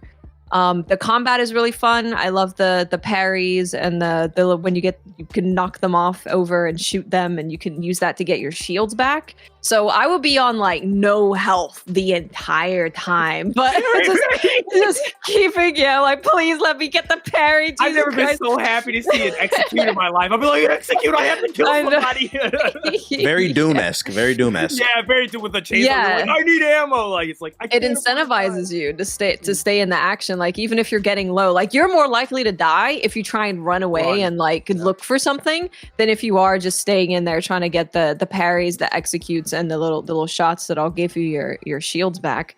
So I've really liked that. The only thing with performance, my performance has been flawless if I'm just playing the game. However, if you pull up something like hardware monitor or something, you'll see that your CPU is running very, very hot. And that's something that they've mentioned. Like, they're saying that they have a patch for the CPU running hot. So if you're not monitoring it, you would have no idea that it's happening, but it is running hotter than it should be, which, you know, these CPUs it will spike into 100. And a lot of people I know will spike up to 100. It's kind of sitting around like 90, 95 for me. Okay. Keep up a hardware monitor and keep an eye on it. I had a bunch of Chrome tabs open while I was also playing this, so I might have burnt my PC out. I thought my room was getting a little hot. I Those was like, CPUs are they're made to be able to run at those temperatures. As you know, the Intel is having those issues with the 13th and 14th gen. So if you haven't like updated your BIOS, you might be slowly murdering your CPU. So be careful. Yeah. Be careful. Yeah, combat's super fun. I love going around saying brother to everybody. That's fun. Yo, no, you know what? I was gonna say that when I was playing with Dan today, we were playing today, right? Yeah. And my friend Dan told me, he said he's like, you know that meme on TikTok where they say the thing where there's like well, girls think this one thing. It's like the girls and guys thing where they're like, oh, girls think this one thing, and there's like, what do guys do? And the guys are like, guys don't have a shared experience. And it was like when guys play a game and they get so into it that they start role playing. So it's like you just get into it, your brain's just like shocking. I'm like, I feel like that's how it feels for like everybody when they play this. It's like you just can't help but say, brother, help me. Thanks, brother. Thanks, brother. So much. Yeah. What's in there? There was a just with the brother thing. There was a really cool Twitter thread actually where someone was like, "So if I'm playing with girls, can I also call them brother?" And it's just a bunch of women in the comments being like, "You better call me brother." Yep. Freaking do not care. You just call each other brothers. what I will say about this game too, for all the people who will participate in the anti-woke mind virus. My thing I've been saying is like we got to start asking these people what games you like. For the people who want to fight the anti-woke virus, this is a game for you. Okay, this game is maximum masculinity. It's super dude, bro. It's not. No. There's a strong woman in there. There is. You're right. There's one. My bad. You're right. And there's a black space marine. Matter of fact, to take it a step further. And there's an Asian one on your team. And there's an Asian one. You're right. I'm wrong. Not only is there not only is there a strong woman in the first mission, you have to follow her too. And you have to obey. Yeah. She tells you to follow her. Yeah. My fault. Damn, my fault. I should have known.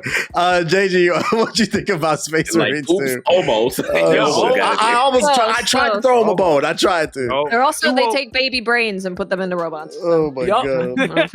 Jesus Christ. The game feels great, plays great. I don't really have that much to say. I wasn't really paying attention, even though we did play with Ethos and Ace, but Ace was like, you need to skip, like, you don't care about the story. I'm like, damn, I'm trying to like find out the story. I like There's a dude who uploaded a 16-hour video on YouTube. That lore is very rich, bro. Yeah. I know Ethos told you. He told you to tell us about it. To be fair, JG, we were talking about more important things. We were talking about more important things. Yes, we were. That's probably that was a crazy conversation. Yeah. So I wasn't paying attention to like the first mission or whatever. So I don't know anything about what's going on. I was just kind of running through it. But from what we played, like it definitely was difficult. We definitely died on almost died a couple times, and I was like, damn, like trying to fight for my life here. But now I totally did not know, because I actually played World War Z. I didn't know that that they had the same people that worked on that game work on it. Now it makes perfect sense, because I saw some. I'm like, bro, I'm like, they are like coming, and stacking on top of each other. So I'm like, damn, that really makes a lot of sense. So thank you for that insight. So yeah, it makes it more sense. You know what's funny though? I didn't think that many people were going to be into Space Marines too, because again, like Warhammer to me has always been this RTS game, right? Like I've never been into Warhammer. It's either been an RTS game or a tabletop for me. So I remember I played Space Marines 1. I just took a chance. I was like, this looks like a cool game to play, and I got it on GameFly when GameFly was still around. So I tried it, and I was like, this game is actually pretty fun. So like I played through it, and I was like, wow, like this was actually pretty cool. So when Space Marine 2 got announced, I was like, oh hell yeah, like I definitely want to play it. But I didn't realize that everybody else was like want to play it too. Yeah, so I was like, okay, cool. Yeah, brother. So yeah, I was like, damn, like so we had some people to co-op with this time, because I played the first one solo. So that was fun. Like I said, I love anything co-op. I know me and Blizzy, we're full on the co-op wave. So I'm definitely was excited to play with Ethos and Ace, and so I want to continue playing co-op. I don't want to play this game solo anymore. Like I just want to play with other folks. So that's fun. That's fun. But you all pretty much hit the nail on the head. I want to continue playing more, because I've only got like a couple hours, so I don't really have any true thoughts on it. But it plays well, feels well, so and looks good. So that's all I care about. It also this. Sorry, go ahead. No. Okay. It also like really opens up after the campaign, and something that I really love that they did with the campaign and the co-op is if you ever have a campaign mission where Titus is like, I need 5 soldiers. He's like, I can give you 3. That means that there's You'll a get that meme later. You'll get that meme later. Yeah. It means that it's unlocked a co-op mission. So you basically get to play the other team that was doing the mission alongside Titus's team. So I really liked how they did that because you get 2 sides of the story, and then that ends up being the co-op missions that you can grind out. And there's 6 different classes that you can level up and try them out, and it's really, really fun as you get deeper into their skill trees. Yeah, they have their own skill trees, and one side note of that, what I was gonna say too was I really like the attention to detail that this game has. It reminds me quite a bit of something that I felt got lost a lot, which was it shockingly reminds me a lot of Halo, like the trilogy, because it reminds me of you play as this super soldier, and the Marines that are in this game remind me a lot of the Marines in Halo, where like they have their own lines, they have their own things, but they actually acknowledge you when you walk through this space. Like the thing I love about the lore is that I think I could be wrong about the numbers, but the chances that those they're called guardsmen, but they're just regular ass, they're just like us, just regular ass humans with laser beams, right? But the lore, I believe last time I checked it was that seeing a space marine, like seeing you, is like a 1 in a very small percentage. It's like seeing literally an angel, like for us. So when they see you, it's as if seeing like Kratos descend upon and help you on the battlefield. So you inspire the troops, and then on top of that, seeing them like give reverence to you, where they bow and they give you the whole like the nod and stuff like that, and they take a knee when they see you, like just seeing that, and then like how they inspire, and like what you said too, Watts, when they run into the war and like they're scared for their lives, but then when you slam down and you're fighting with them, like it just, I love that. Like there's not enough games that make you feel that power fantasy. Like I think Helldivers nailed it really good, but you feel like you're the guardsman in that scenario. This one is, like I said, you feel like Doomslayer and you're helping the Helldivers. Yeah. That's what makes the game That's so what I love good. About So it. many games are trying to be these Oscar bait Make deep you stories. weak. This shit is about stomping people out, bro. Like hell yeah, bro. It Like, is, yeah. If you had a long day, you're gonna like that game. Yeah. I think my one knock on it, and you guys are gonna make fun of me this, but I think it's important people know this information. The crossplay is kind of half-assed. The crossplay only works for PvE. I learned the hard way; it does not work for PvP. They shut it off for PvP because they said they wanted it to be like fair, I guess, for like mouse and keyboard. Oh, they're scared of the keyboard. Yeah. So just know, if you do get it on console, you will not be able to play it PvP with your friends. Only PvE. The campaign works, right? Yeah, the campaign works. So, like I can't everything play else with is y'all. fine, Yeah, I and can't the play with co-op y'all. Yeah, we just too, can't play but- multiplayer. That sucks. Which is unfortunate. That's why I like that. I like it when they give you the option, right? Or if it's like, if you're playing solo and you're on PC, you're in PC lobbies. Kind of like let how the console Destiny players does turn it it. off if they don't want it.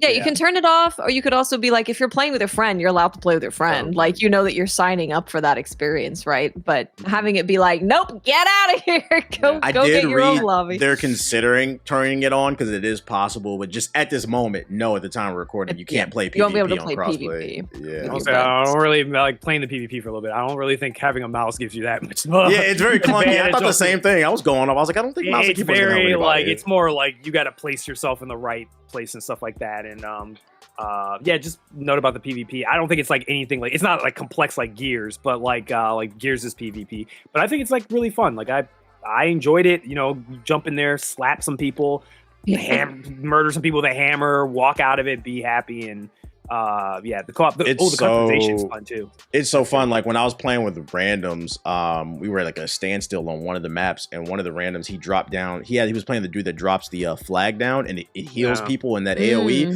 And then I was playing the sniper rifle. I picked off 5 people in a row, just sitting in that heal. Like that was cool. When you see all the abilities working together, I was like, oh, this is something good. I like this right here. Vanguard is cool in PvP too, because in co-op, it's the guy with the grappling hook. And when you're doing PvE, you can only grapple to enemies, but in PvP, you can actually grapple to like walls and stuff. So you can like grapple up and then grapple someone down below, which is really cool. Yeah. I think they've done a good job with all of it. I'm excited to see like the new co-op missions that they add. They're adding like a horde mode later. Oh, it definitely looked at. Yeah, I could tell. Like I could tell that there was going to be some horde ass stuff in here. So they have a whole roadmap of free content that's coming out. There is a roadmap. Yep. And the best part is the game is only $60. It's not a $70 game. You get a lot of value. That's and a lot of value. a game that works, a lot of different modes, cross-play. They have a whole roadmap for $60. As I said, like, yeah, that's a rare case. I was like, this is one of the better games of this year. This is one of the better games of this year. Playing about $70 games. This one is $60, so you have no excuse. It has content in here. So yeah, me personally, I recommend it. It sounds like everybody else is kind of in the same boat. Yep, it's very fun. Cool. So let's move the conversation over to our last game we could talk about. This one is not out yet, but both me and Watts got some hands-on time, some early time with the upcoming Monster Hunter Wilds, and we're allowed to talk about it. For those unaware, Monster Hunter Wilds is the latest entry in the series. It features a seamless open world, dynamic weather. They have a new mounting system where you can do a lot of different things on it, like sharpen your weapon. I thought that was really cool when I played it. There's like a new focus mode that helps you target enemies, so you can do like crazy damage, and just quality of life multiplayer changes. All things that I was made aware of because I actually asked Perplexity AI because I'm not too familiar with it. I'm not an expert. So I'm actually going to toss it to Watts because she's the expert and she really wanted to yap about it and not throw my 2 cents in as a new player. What are your thoughts about Monster Hunter Wilds first impressions with some hands-on time? So Monster Hunter Wilds I'm really excited about what it's going to do for Capcom, but also what it's going to do for games, because we saw with Monster Hunter World that was the first Monster Hunter that got really popular in the West. Before then, there was so many Monster Hunters that either never made it to the West or they came a lot later. World was the one that really made it blow up. So this is the next mainline Monster Hunter after that. And I think it might even have an effect on the game industry that like Souls games did, where now every third-person action RPG is adding like Souls, like at least an element of Souls games into them. I think you might start seeing more games trying to make a Monster Hunter like, or taking stuff from Monster Hunter because they do so many things so well. And I'm really excited to see what happens because this game is really, really, really good. Like if you're new, they've added a couple things just from what I could see from playing a very short amount of time. They've added like the handler, her name is Alma. She'll ask you a bunch of questions to try and figure out which weapon you want to use, which that's new. They didn't have that before. Before you had like 14 weapons and you're just like, I got to pick one and figure out which one I want to use. But now she kind of asks you questions to go through some stuff of what you might like. They've also got some inventory management stuff that is a little bit easier as well. So normally you'd have like a radial menu and you'd have to have each of your healing items in there. But now they have a smart heal system where if you just pick, I need to heal, it will pick the best heal for the amount of health that you're missing. Yeah, so you still have to make it, right? You don't have like random infinite healing stuff, but it will be like, you need a max potion, you need a mega potion, you need just a potion. And it does the same thing with status removal as well. So if you're suffering from poison or you're suffering from like water blight, you can pick that you want to remove a status and it will pick either the nullberry or antidote and stuff like that. So it's cleaned up the menu, the UI for players who already know what's going on. And I'm sure you also don't have to use that. You can use whatever you want, but it just makes it a little bit easier, I think, for players to get into it. But yeah, I've been saying that this is kind of like how FromSoft had Elden Ring, where they took all of the games they had ever made and they made Elden Ring out of it. This, looking at what they've done with the weapons and what they've done with the environment and the ecology and all of that, it's like Capcom learning of 20 years of Monster Hunter and putting it all together to make the biggest game. And Capcom have said, this is the biggest game we've ever made. And I'm excited to see more about it. Hopefully at Tokyo Game Show. I'm hoping we get a release date at Tokyo Game Show. Okay. We'll see. It's coming out next year? It feels great. Yeah, next year. Okay. 2025. Freaking from a noob's perspective, somebody who has very limited experience with Monster Hunter, it's very interesting that she brought up the UI. And I will say, I agree. I do think they are trying to clean it up to help out new players, and it's definitely going to help out experienced players. But as someone, I'm 34 years old and I've been gaming my entire life. I have pictures of me in diapers. It's literally been 34 years. It was still a bitch to do. I'm not gonna lie to you. I've been to a gazillion events. I've played damn near every major game that comes out. It's very rare that I sit down and I'm like just struggling with the controls. Like what sucks too is they only gave us like 30 minutes to try it was a 2-hour, I don't know how yours went. It was a 2-hour session, and in that 2-hour session we had to play Monster Hunter, Marvel vs. Capcom, Ace Attorney, same thing. So it was a bunch of different. We had like 30 minutes on the game, so it might have been that. Long. Like I was like, I think panicking. It was that because if it makes you feel better. So me and Fighting Cowboy, like we both play a lot of Monster Hunter in these games, and we both came away like, I feel like I need to play no more. Fighting Cowboy was freaking out about his footage, being like, I don't even know if I got anything good. I don't know what's going on. I needed to spend more time in practice and figure out what's happening. So there was even if you know the weapons, obviously it makes it a lot easier and to navigate that stuff. But if you're brand new, trying to figure out a Monster Hunter in 30 minutes, and it's not the beginning of the game either, they're throwing you into like a boss fight. Yeah, you're cooked. Yeah, it's for anyone who has played and what we had experienced. It's basically like, here's a quest for a monster, go hunt it. It's not like. Yeah, so that's what TVH was playing. You got to play a story thing at the beginning, which you couldn't capture, but it's a very short introduction to Monster Hunter.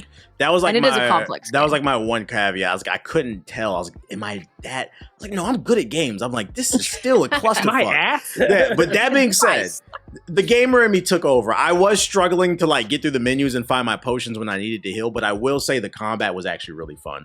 It took a little bit of a getting used to because you can't lock on to monsters. It kind of reminded me of Dragon's Dogma. But towards the end of the demo, I kind of got used to it, and I started to pick up on like the visual cues, like the monster started limping. So I was like, oh, let me target the legs a little bit more. It was nice to see myself overcome the monster. And I was like, just the scale of the fight, I was like, okay, I get the appeal of this, and I know for a fact this would be a lot more fun if I played with friends.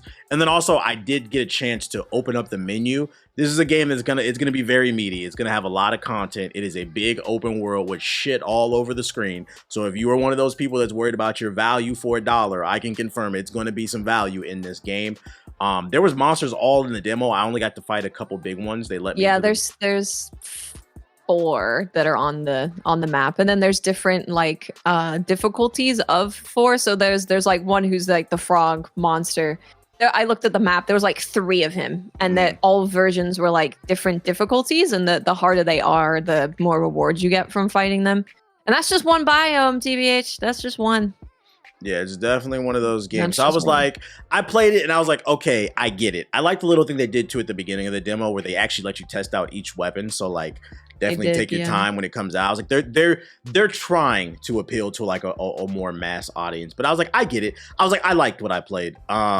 But what I will say, the one thing I did take away from the demo is we played that I didn't like is we played on PS5. I don't know what your experience was, but this is the game I was like, all right, people have been making fun of me. I was like, this might make me upgrade my PC. I'm not playing that shit on console. Yeah. It was, I don't know how the final version, because to be fair, it was an incomplete build. Obviously, what we played, the final version might be better, but what I played, it was running sub 30. And I was like, I'm not playing this on console. This is a PC game. So I was like, it might be time to upgrade the PC. I would for this game, because I was like, I get the scale of the battle. It did feel satisfying to take down the monster. It was really cool and all the different customizations. But like, I don't have like some super crazy opinion, because like I said, we only got 30 minutes on it. Like, I wish they would have. It's not long. Give us the whole 2 hours to actually. We were begging. We were like, can we just go and play again? Like, I won't capture it. You know, I could even say like I have to use the same weapon or something if you don't want people like really diving deep into the different weapons and doing big breakdowns of them, which I think that's why they did it, because they were having so many creators play from all over. I think instead of having like every single person is going to know every detail about every monster, every weapon, we're going to kind of spread it out a little bit. But they were pretty strict about that. We were begging.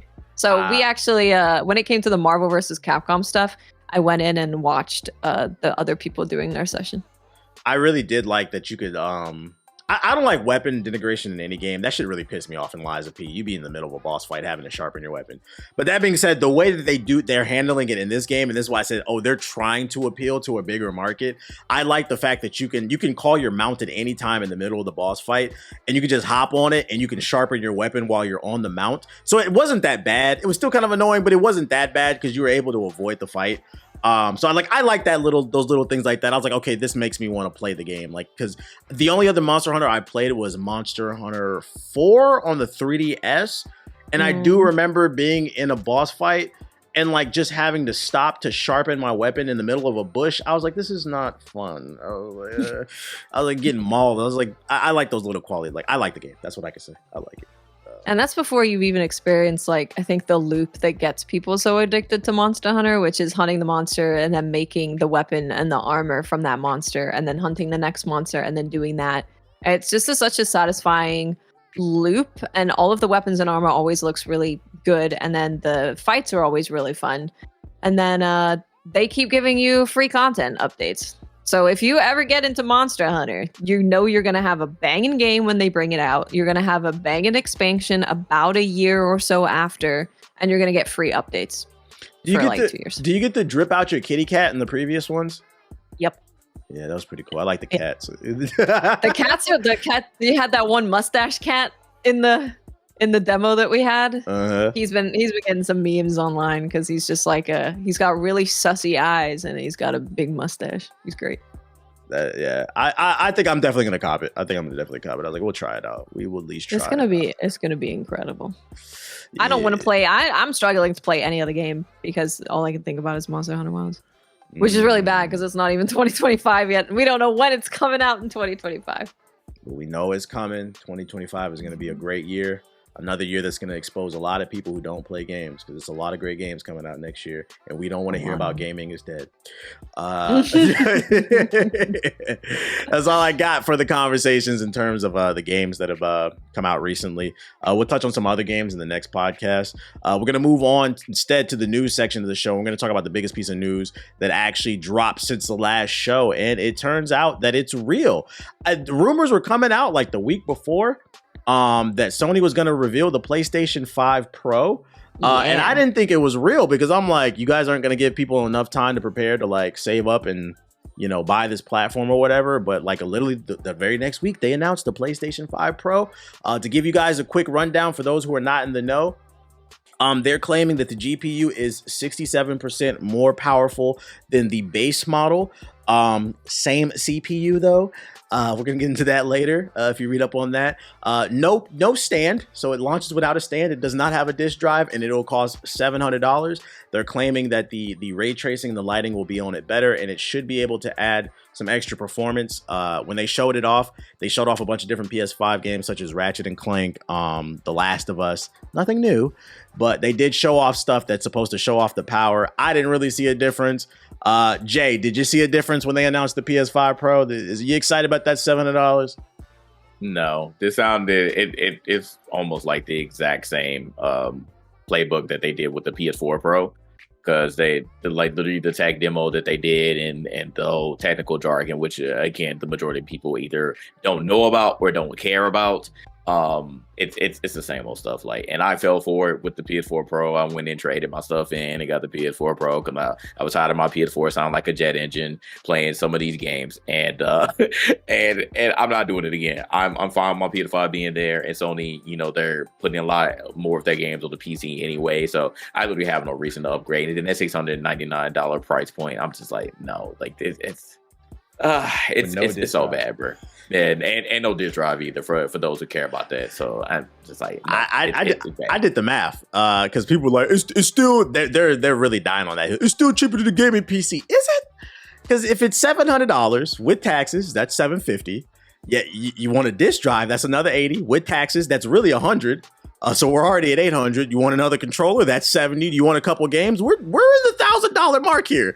And I think my problem with this is I've seen some people say that the PS5 Pro is for the enthusiasts, which I agree, right? It's for somebody who's a little bit more tech savvy, somebody who really wants to be on the up and up in the forefront.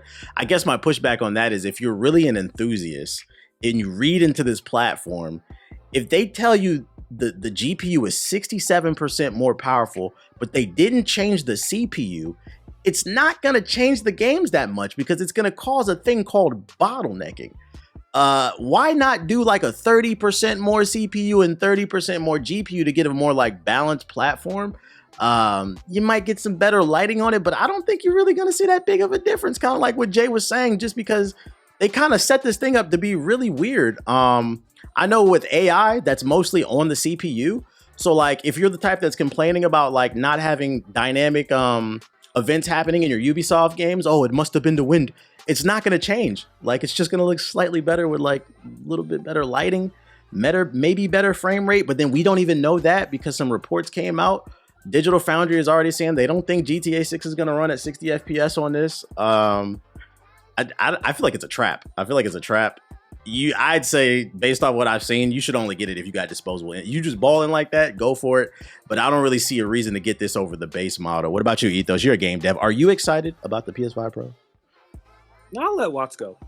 Ooh, Okay. All right. So I don't think the presentation was great in terms of showing people like what is more improved with the Pro. I don't think the presentation was great. But the biggest thing I took from that I was really excited about is that we finally saw a big company say that gamers generally prefer performance over graphics. True. Because for a very long time, every studio, well, maybe not studio, but the higher ups always like 8K, awesome graphics are the way. And they're like, well, if we look at the data, most people are choosing performance. So I hope that starts to change something. I don't know. They just want to have really pretty The same group of screenshots. gamers who claimed they couldn't see 30 FPS last generation, by the way. I mean, 60, my bad, 60. Which Yeah, is 60, ridiculous. That's crazy. You can see higher than, you can tell the difference between 60 and Now 120. we love it. How the tides have changed. You know, they called us PC leaders for years because we were saying this, and now they finally got a slice. It's not even a full experience. They got a slice of what 60 FPS looks like on their consoles. It's And night and now day. you care about it. Yeah. Now it's like that. We told y'all, you know. That was nice to see. There's finally a big like Sony guy was like, hey, yeah, people like performance. Who would have thought? You know the funny thing though, in those tech specs, they still mention that it has this PS5 Pro is going to have 8K support, and they said that the only game right now that is technically in 8K is Gran Turismo. I'm like, bro, the majority of gamers still aren't even gaming at 4K. I'm not gaming at 4K. I game in 2K. I game in 40. Yeah. I game in 1440p. I have a 1440p monitor. Is my main monitor. I still don't game in 4K. I still don't care about How about that. this? How I many of care y'all about monitors performance. is 60 hertz? How about that? Let's care about the hurt. I got 144 here. Steam was like, most gamers are still playing on 1080p. They're still Yes. 1080p. It's still 1080. So they're a ways away from 8K. A lot of people aren't going to be able to take advantage of that, but gamers will be able to take advantage of something being 60 FPS and the game feeling more fluid and just being better to play. So I think my thing is, so I do know a few people that they don't want to have a PC, like they just don't want to deal with it. I get it. You don't want to deal with like, do I have to upgrade? Now I got to like troubleshoot, Ethos talking about what he had to do to get Wukong to work. They don't want to deal with that. They want to like put the game on and it works.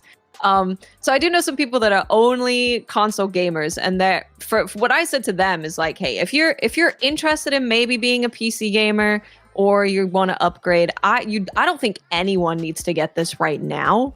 I think what you maybe want to start doing is you start saving some money, and then when it gets to the point where you feel like you need to upgrade. So for example, if every game's coming out 30 FPS on the regular PS5, but it's 60 on the Pro, I'm not saying that's going to happen, but if that's the kind of situation you're looking at, then make the decision of whether you want to get the Pro or you have enough money to jump into PC gaming. But I don't think anyone needs it right now. The only way that I'd be like, yeah, I think it's worth you going for it right now if you're just a console gamer is if they could guarantee that every game is going to be 60 FPS, and they can't do that. So I do not want to spend $700 and then go, oh, I'm still playing at 30 FPS. That would be crazy. I'm showing on the screen right now. You guys can't see it, but they'll be able to see it on the show. I'm showing screens of like screenshots of like the difference. I think this was a terrible PR move. They should have released some like 4K high quality images because the stuff They needed videos too, because if the whole point is like you can play, it will look like graphics mode, but you're playing at 60 FPS. That needs to be a video, not a picture. Like the picture isn't going to show anything. Yeah, the CNET video that I watched, the dude that got the preview, the reason that there's no gameplay online, he said in the video that they weren't allowed to record it. And I'm like, kind of a red flag. That's a red flag. That's a red flag for real. Yeah, so like if you go watch the CNET video, if you look at the CNET video I linked in the notes, they're only recording the TV, and he says it in the video. Didn't Digital Foundry say that when they were using their like direct feed, like where they can like hook into the footage and just like see what it's running at? They said apparently Hogwarts was running at 30. It wasn't even running at 60 when they showed it in the demo or whatever it was when they were showing it on the presentation. Apparently, I wouldn't be shocked because I saw a clip of that where they were like, they gave the same look where they were like, why? Like, why is this not running at 60? I wouldn't be shocked because I also read an article. I forgot to put it on the notes, but it was saying that in order to get when the PS5 Pro launches, there's going to be certain games that if the game takes advantage of the PS5 Pro, it'll say on the box PS5 Pro Enhanced, so you know that you can get a better experience there. But it was saying in the article that there's no proper guideline in order to receive that PS5 Pro tag. So if you see it on the box, it doesn't mean it's running 4K or even 1080p 60. It could just mean the ray tracing is better. There's no they're picking and choosing. I'm like, I don't like that shit. Dude. You know what we need? We need like how we have with eggs where it says certified humane, but we need like a board behind it, certified 60 FPS. Pasteurized, not pasteurized. I need like a hardcore company, whoever wants to do it, that is like, this game is 60. You know what's hilarious about that? Man. Is actually Valve does that with the Steam Deck. Is they made it where when they're picking games, they're like, you have to go through you can put anything you want out there, and most of the time Steam Deck can try to run it, but they would make it by like, if you want to get the certification, and then it incentivized devs to want to get that certification, because then it'd be like, if you do that, you get to go in this part of our store, and the algorithm will more like point Steam Deck users to try your game out because it works on their deck. And I thought that was interesting compared to like what you said, Watts, about the egg and like with the PS5. Was like they should do the same thing, because it tells you, it's like, someone at Valve or people at Valve, a couple of us have tested this game on our decks, and we think that it works because it fits these sort of like requirements. Where does it run fine? Can it work by itself? Does it not require like a keyboard and like input to do? Can it just work? Basics. Is it easy to read the text? That sort of stuff. If it misses some of these things, but it's still playable, they say, okay, this is playable, but you got to tweak it a little bit. Or nah, fuck that, this shit don't work at all. Or they tell you, we didn't even test that.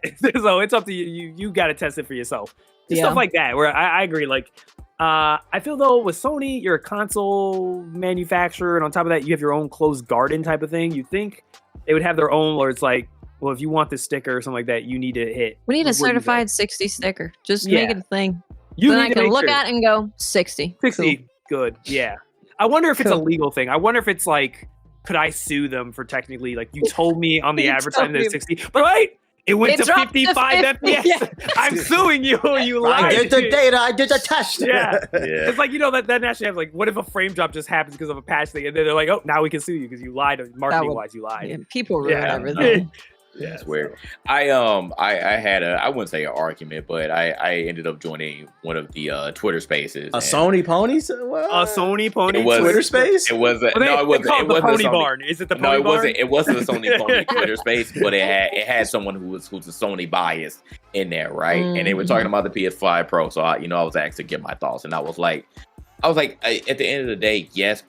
If you tell someone, hey, like, I think that this is a sham, like, you probably shouldn't buy it, especially if you have a PS5 already. Like, what is the legit reason that you want to get the PS5 Pro, other than what they're trying to sell you? Because, again, it's a business at the end of the day. They don't care about you as an individual. They care about your dollar, right? So if they can sucker you to pay $699 plus to get this, then, yeah, they're going to tell you these things that, again, as a regular consumer that isn't an enthusiast or it isn't a content creator, you don't care about, like, or you don't know about it. You don't know enough about these technical jargon to purchase it, but you just want it because it's a new hot toy now, right? And you want, whatever reason you want it, because either it's just because it's new, or you want it because you want to boss up on people, like, hey, you got the PS5, I got the PS5 Pro, you were broke, boy, stuff like that, elitist type stuff, right? So we know those people that are going to do that, right? But I said, okay, yeah, people are still going to buy whatever they want to buy, but I don't feel right, especially with my influence, telling you, hey, you're going to do whatever you want. I don't feel right saying that anymore. I know that at the end of the day, you're going to do whatever you want to do. But for all these people who are complaining, like saying the gaming industry is dead, there's nothing to play, why are they doing this to us? Why are these corporations, doing it? Why are they laying off people? Why are all these developers laying off people? If you're a part of that group that wants to constantly complain about things, the easiest way that you can handle this is to not buy it and vote for your wallet. I hate saying that now because it's taking on another co-op, into that other realm of people that we don't talk about, unfortunately. But the sentiment still stands, right? Like, none of these corporations are going to understand that, hey, maybe this was a bad decision until you don't buy it. But unfortunately, I think it's going to continue to be the same thing that we've always dealt with. Once it goes on pre-order, it's probably going to skyrocket, and Sony is going to get a lot of sales of the PS5 Pro. And it sucks because when those things happen, that things aren't going to change in our industry. Things are going to remain the same. And who's going to be the beneficiary of it? It's going to be Sony in this point. And we're going to be, as a consumer, we're going to be the ones who are screwed over. So I don't feel comfortable constantly saying, hey, if you want to buy it, to go ahead and buy it. I want to tell you outright, hey, I don't think that this is worth it. You really need to think about it before you want to buy it, especially if you already have a PS5. I'm telling you, this probably isn't the most smart purchase that you're going to make unless, as Ethos and Watt said, if you can guarantee that every game that's going to be on this PS5 Pro is going to be 60 FPS, then I will probably accept it. But other than that, I can't. I just can't tell you that with a straight face. I can't tell you that. Did you also see that they're scalping the disk drives right now? I was about to bring that up, yes. Yeah. They're all sold out everywhere. And they're like $400. Another reason it's not going to be $700. It'll be almost, $900 off rip. They're probably going to mark them up to $200-$300 for those now. All the disk drive, they bought them up off Amazon. They're going to scalp them. How much did they default for? They were 80, right? They were 80. They're about to mark them up to 300. I'm seeing they're like 200, 250, 300 right now. Yeah. That's sad. That's real. I'm of the stance of like, I said, yeah. If I was working a regular 9 to 5, I would not buy this. I just don't see the value. I said I'll get it from a standpoint of like, let me be the guinea pig, because for me it's like a tax write-off. I can produce content around it, and then I can be like, all right, you guys, this is dope, it's worth it, or it's not. Don't get it. But like, this is one of those times I would say, let the journalists, but let the content creators be the fall guy. I don't think for like a regular everyday person you should be in a rush to get this. Like, wait for some reviews. I would say wait for some reviews. Because right now I'm not really seeing it. You were right, by the way, JG. I don't know if y'all saw this tweet I put on the notes about how some people are also going to use this to call other people broke. This tweet I seen that ended up on my timeline. He said, "We don't accept broke boys in the PlayStation community." He said, if you got Game Pass, that's Xbox welfare pass. So, by the way, any listeners out there, if you have Game Pass, you are officially on welfare. That's the new joke. Oh man, the welfare pass. The welfare pass. Oh shit! Tell you, bro, niggas do it all the time, bro. We know how we act, bro. We know how we act. We use all these purchases that don't mean nothing in the scheme of life. We're going to use it to boss up on somebody else every single time. It's so strange. I think this is why competition is important. I'm looking over at it like Xbox, like your Game Pass is cool, but you guys got to step it up on the hardware standpoint. This is actually a great time for Xbox. Whatever you're working on next, that rumored handheld, come out, undercut them on price, drop some fire hardware, some fire games, because this is what happens when Sony gets cocky. I feel like people forget. Like, yo, the moment you give them an inch, they will take a mile, bro. People, because that PS4 shit, this is how you trade your games on PS4. People thought Sony's the good. No, they're a corporation too, and so is Xbox. Competition is good. We should not be rooting for the failure of nobody. Correct. We benefit from it all. And the worst part is, literally like a day after the PS5 Pro got announced, I don't know if y'all saw this article I put on the show notes, but a former Sony executive said, he said that drive Uber if you can't get a job. He said the corporate greed is not the... Oh my God, I saw that. Yeah, he said, let me read you he said corporate greed is not the reason for all the layoffs in the industry. Let me read it to you exactly. I don't think it's fair to say the resulting layoffs have been because of greed. I always try to minimize the speed at which we added staff because I always knew we were in a cycle and I didn't want to end up having the same problems that Sony did in electronics. Then he goes on to say that, yeah, it's not because of corporate greed, but instead it's just because for some other reason. He's like, drive Uber or just hang out on the beach, he says. That's the quote. He said until like things get better or whatever, like go drive Uber, hang out on a beach, take a break. And I'm like, I'm Take like, a break. you wonder why people hate billionaires. Like, I can't defend that shit. Yeah. I have no idea. Oh my God. All these industry people are getting laid off. So what happens is they cannibalize each other because now everybody's fighting for the same whatever job is open. And to come out and be like, oh, we're not greedy, even though, you know, it's already been proven that Bungie's president was over there buying 25 cars in the last 2 years. And you tell them, oh, just go hang out on the beach and drive Uber. Like, like, what are you talking about? I usually don't call people names who I don't know, but this is a straight up bitch ass nigga right here. Like, you are totally out of touch with reality, it's bro. Crazy. Totally Especially to with say reality. that right now, right? Where people are struggling to be able to get groceries. Like, things are really bad right now. Like, so I'm to be going like, through it go right drive now, Uber. you know? So Go drive Uber. terrible. Go to a beach. Go to the beach is even worse. Go spend a year on the beach. No one can afford to spend a year on the beach. That's the point. Or watch, hold on. This is how tone deaf. Or how about everybody doesn't live in California and Florida? What if you can't even go to the beach? Right. You can go to the beach. Yeah. Like, what are we talking about here, dude? Go to your cornfields. People like this need to shut the fuck up forever. Like, seriously, you're out of here. That pissing me off so much. Like, just serious. Because I actually missed this one.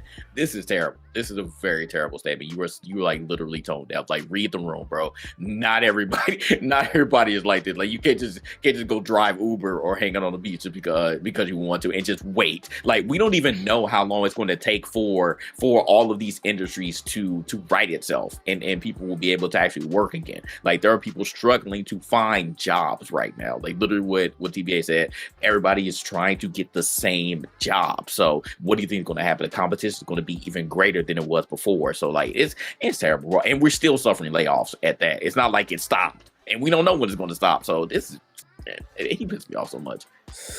Yep. So just remember, before you get on Twitter and get to fighting that console war, Xbox versus Sony, just remember the Sony exec was talking about you like that.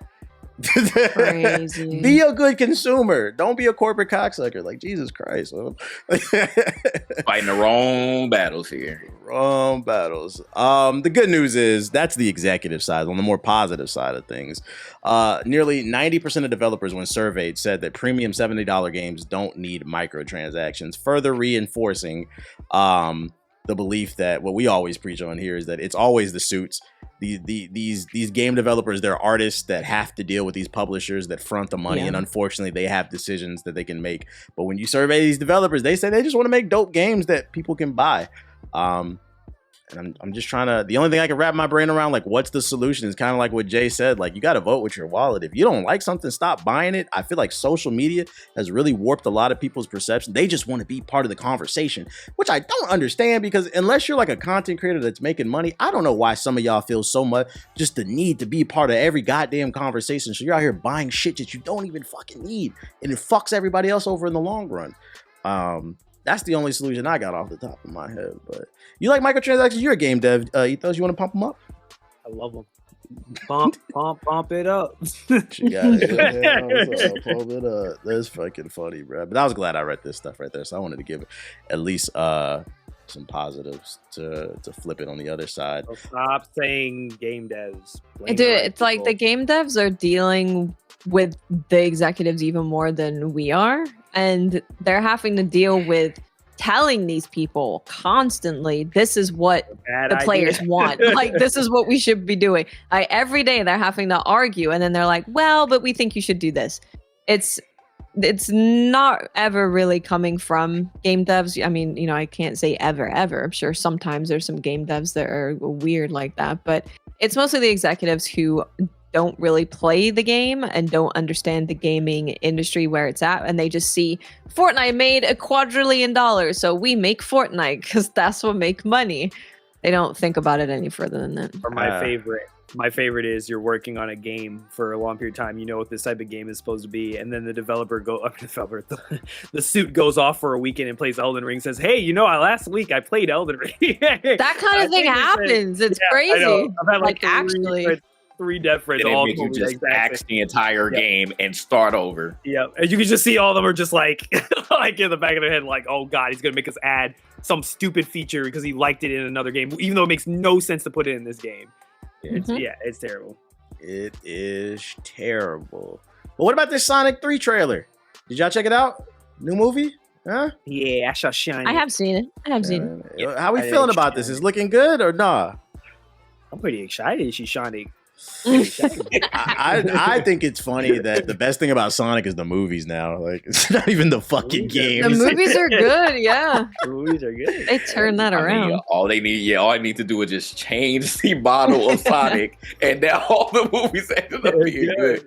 Yeah, freaking. It looks like they're covering Sonic Adventure 2, like some type of loose interpretation. We got Maria in the trailer, and they're showing off a whole lot of Shadow. So, go ahead. Do you think the plot's gonna be they're gonna team up at the end, and it's gonna be Metal Sonic at the end or something? Or I mean, what other villain? That or you remember Chaos from the first game? They haven't shown him. He could be a villain. The blue dude. Mm-hmm. That's possible. That could work. I just hope they don't milk this shit. Like, I just can't wait for them to make heroes. That's the thing, man. It's always nice to have a creative person behind these things who are like, that's kind of like what we saw with Baldur's Gate 3, where they're like, we've made what we want with this game. We don't want to do anymore. Having a creative that can just say, nope, this is what we want. We don't want to keep milking it is very nice. I hope they don't. Man. Count to 3 and then stop. Don't do anything else. Just count to 3. That's I love how Jim Carrey doesn't really like to do a lot of Hollywood stuff, but the moment he gets a call for Sonic, every time he said, "I'm in. I'm gonna fucking do it. I want to play this. I love this." Yeah, so the kids love it. Yeah, it looks good. Yeah, I'm excited. That's a whatever weekend that comes out. I'm definitely want to see that because I did surprisingly enjoy the last one. In that Sonic Adventure 2, not the Generations one, the remaster looks pretty good. I think I might get it. Like it's a back burner game. Here's a game I think you guys are all fans of. It's a Souls-like game. There's some rumors going around, nothing confirmed, but due to some job listings that have leaked online at NeoWiz, which is the studio behind Liza P, according to the job listings, they're looking for people who have experience in playing open world games and developing them. So now people are speculating that Liza P2 could go open world. Watts, is that something you want? Ooh, I don't know, because as much as I love Elden Ring, I do think that with the base Elden Ring, I think that the open world made it a worse Souls game, but an incredible open world game. Because you can't choose the direction that players choose to explore. So you can end up getting somewhere just because you've been exploring and enjoying the game. You haven't been farming or anything, but you can get to a boss and just destroy them and not get to ever experience the way the boss fight is intended for you to experience it, just because you managed to somehow overlevel because you didn't take a left instead of a right when you were going down this one area. So I don't know if I would want an open world, because I also really liked Lies of P's level design. I thought that they did the level design really well, but it's not saying they can't do it. Maybe they can, but I'd have to wait and see on what I feel about Lies of P open world. I love their art design. I think their art design was really good, so I'd like to see it in an open world, but I just don't think every studio is meant to make an open world, and I don't think every studio can make a good one. We're supposed to be getting Lies of P DLC before December. I hope though. I'm going to take the stance of like, I got to see a trailer. I'm going to wait and see. I'm leaning towards, I am tired of open world games, but I did like Liza P. So I'm going to keep an open mind if this turns out to be true. That being said, like, one of the reasons why I'm genuinely excited about Dragon Age Veilguard is because it's not open world. I like the streamlined level design, but it still gives you enough wiggle room to like explore. It seems like they're really focusing on the combat and the action system and the storytelling. And I think that's what made Liza P great. Like, I agree, the art design was really good. I thought the level design was good enough, but I mean, if they pull it off, hey, I'm not going to complain. If they pull it off, yeah, I'm not going to complain. It's just like, man, it's so hard to make an open world interesting the whole way. You have to have a lot of content to have an open world that is interesting the whole time, and it's not an easy thing to do. I was just about to ask you how you felt about it, Ethos, and I remember that's one of those games you didn't play. What do you think, Jay? Maybe they should hire somebody to fix that parry and deflecting system. How about that? You're ducking the nameless. Did you only play it in the demo? No, I played the demo and I played the full game. I played like 4 or 5 hours. What's wrong with the parry? I wasn't a fan of it either, to be honest. I don't. He's a Sekiro enthusiast. I'm a Sekiro. I'm a Sekiro. If it doesn't feel like Sekiro, like if it doesn't feel like Sekiro to me, I don't like it. I'm a fucking weirdo. Like if it doesn't feel like that, I dealt with it. It takes me a while to adjust to to it. Yeah, so. It's fine. I don't care either way. If it ends up being open world, I'm still going to play it. If it stays the same, it just continues on and ends up being the linear experience that it was, I will enjoy it. I think Lies of P, outside of maybe Stellar Blade, but I think Lies of P still got it. I think that's the closest that will get to being a true competitor to anything that From Software makes. I think that game was almost flawless. If they would have got the parry system like on Sekiro levels, then that it would have been chef's kiss right there. But like I said, I think the story, just drove everything home for me. Like, and I think that's what gives Lies of P its flair. So whatever they make next, I'll be front row. So I don't really care. Okay. Would you say? I'm just curious in general. Would each, because all of you've played Lies of P, right? Mm-hmm. Would you say it's harder than Elden Ring or easier than Elden Ring? Easier for the most part. Yeah. That's why I'm surprised you didn't beat it. I was just thinking. I'm thinking just because there's Lies of P is weird because there's some fights that are really difficult, but it's not like an overall this is the difficulty of the game thing. So I think it's a mixed bag of whether people will find it. I felt like I ran through the whole game until I got to the very end. Like the final boss, I did feel like he was a demon, but other than that, like it felt like a good challenge. Like I didn't really feel that frustrated. Okay, how about that compared to the DLC for Elden Ring? Would you say that one's way more difficult? Elden Ring DLC is way harder. Yeah. Well, both of them to me, it was harder than Lies of P. That's why I get on a certain someone about his nameless footage, because that was the one demon. Like, oh, you don't got no footage on that, Ace? So that's crazy. There you go, bro. I told you he's never gonna let it go for everything. We need to take it to the grave, bro. Where's the tapes? We need to find it. We'll see though. It's all a rumor, nothing confirmed. So take this whole conversation with a grain of salt. But what is confirmed is some unfortunate news. Is just only 2 weeks after the release of Concord, it officially shut down due to a lack of support. I read that only 25,000 copies was sold between the PC and the PS5. People were online just posting the numbers of how many people were online. I felt like it reviewed pretty decent. Like I mostly saw like 7s, but I don't know. In my opinion, I don't think this game ever got a fair shot. I think we talked about that on the last podcast. What's this making you feel, Watts? It's such a weird thing. So it kind of feels like you said, it never really got a good chance to even try and do anything because they announced it so soon to it, so close to its release date. There was no like lead up of let's show people some cool stuff that you can do with these characters, because the characters aren't enticing, and it's not even about them being ugly, right? I just don't think it's good character design, because if I look at Overwatch and I look at a character like Tracer, I can tell that she's going to be like a fast, kind of zippy character. I look at Diva and I can tell what she's going to do. She says one voice line and I know her whole background. I know Winston's like a scientist. Like I can look at all these characters and know generally what their playstyle is going to be, and also what their personality is and what their whole character is. With Concord, you could switch the kits and the characters with pretty much any of them, and it would make just as much sense as it did before. Like, I don't think the character design was well done to get people interested in the characters. But the gameplay was good, and a lot of people who played it went and played it and were like, yeah, it's a pretty fun game. I really like it. I know a lot of people some people from Destiny ended up just trying it to kind of meme on it and make a joke out of it, but then ended up really liking it because it's close to Destiny kind of gameplay.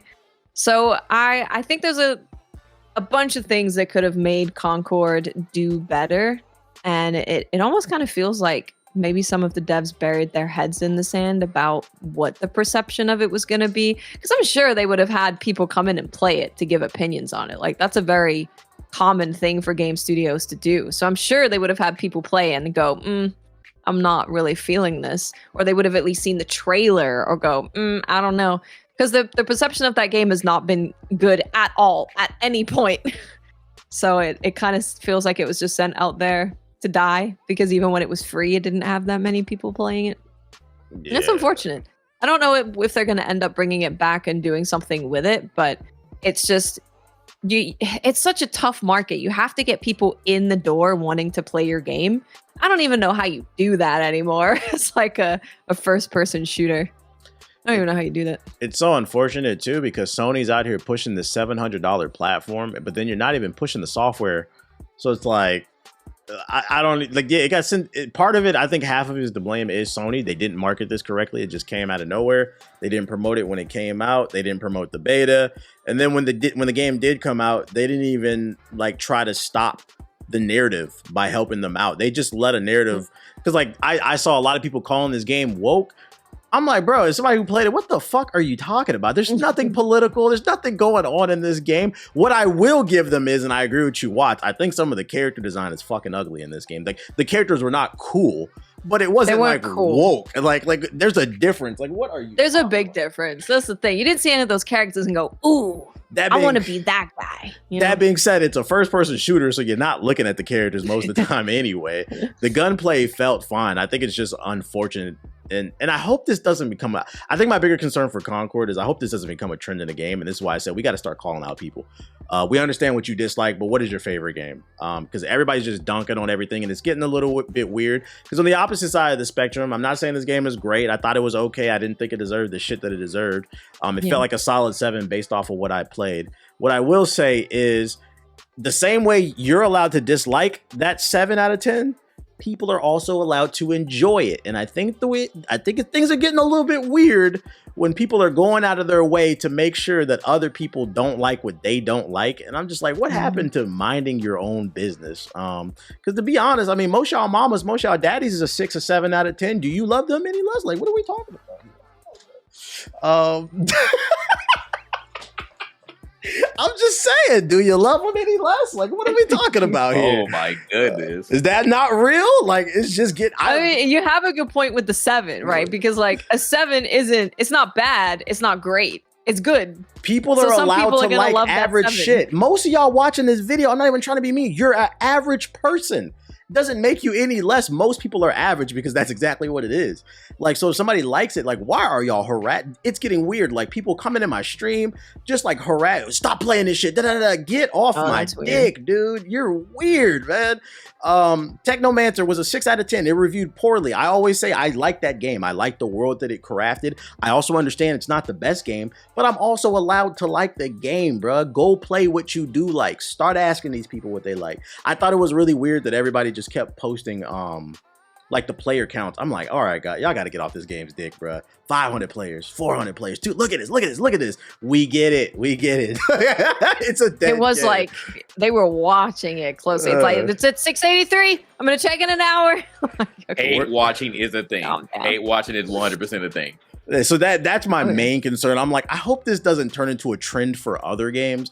At the end of the day, these are people with livelihoods. They got jobs. They got bread to put on the table for their families. Like, where's the humanity and all? What'd you think of this, Jay?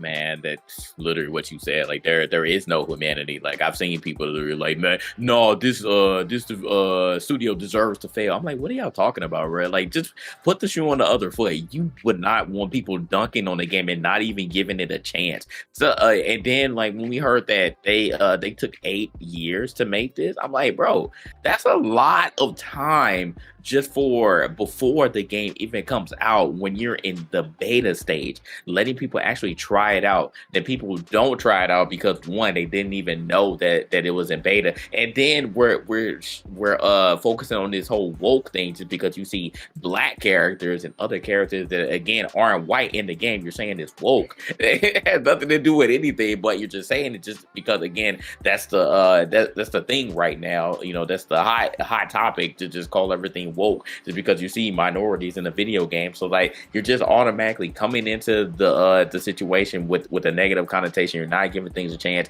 and then when the game finally launches, then you're comparing it to freaking Wukong that came out, not even the same type of game, but you're saying, oh, Wukong has this many people playing the game right now, but and Concord doesn't, and then all the Sony people are like, well, we didn't ask for this anyway. You know, why did you bring out a hero shooter? So again, all these people are not giving the game a chance. You're comparing it to games that aren't even the same type of game. Like this game it was messed up from the start, and then on top of that, somebody else who worked on the game, and now you're just further fueling the fire because you call people talentless freaks. You call them talentless freaks. They're working on. So I'm like, again, that's giving them another video to talk shit. And they're like, Twitter, oh, you see, man. yeah. I'm like, you see, they call them talentless freaks. So that's why your game deserves to fail. Like it's so bad out here, bro. It's so unfortunate. Negative.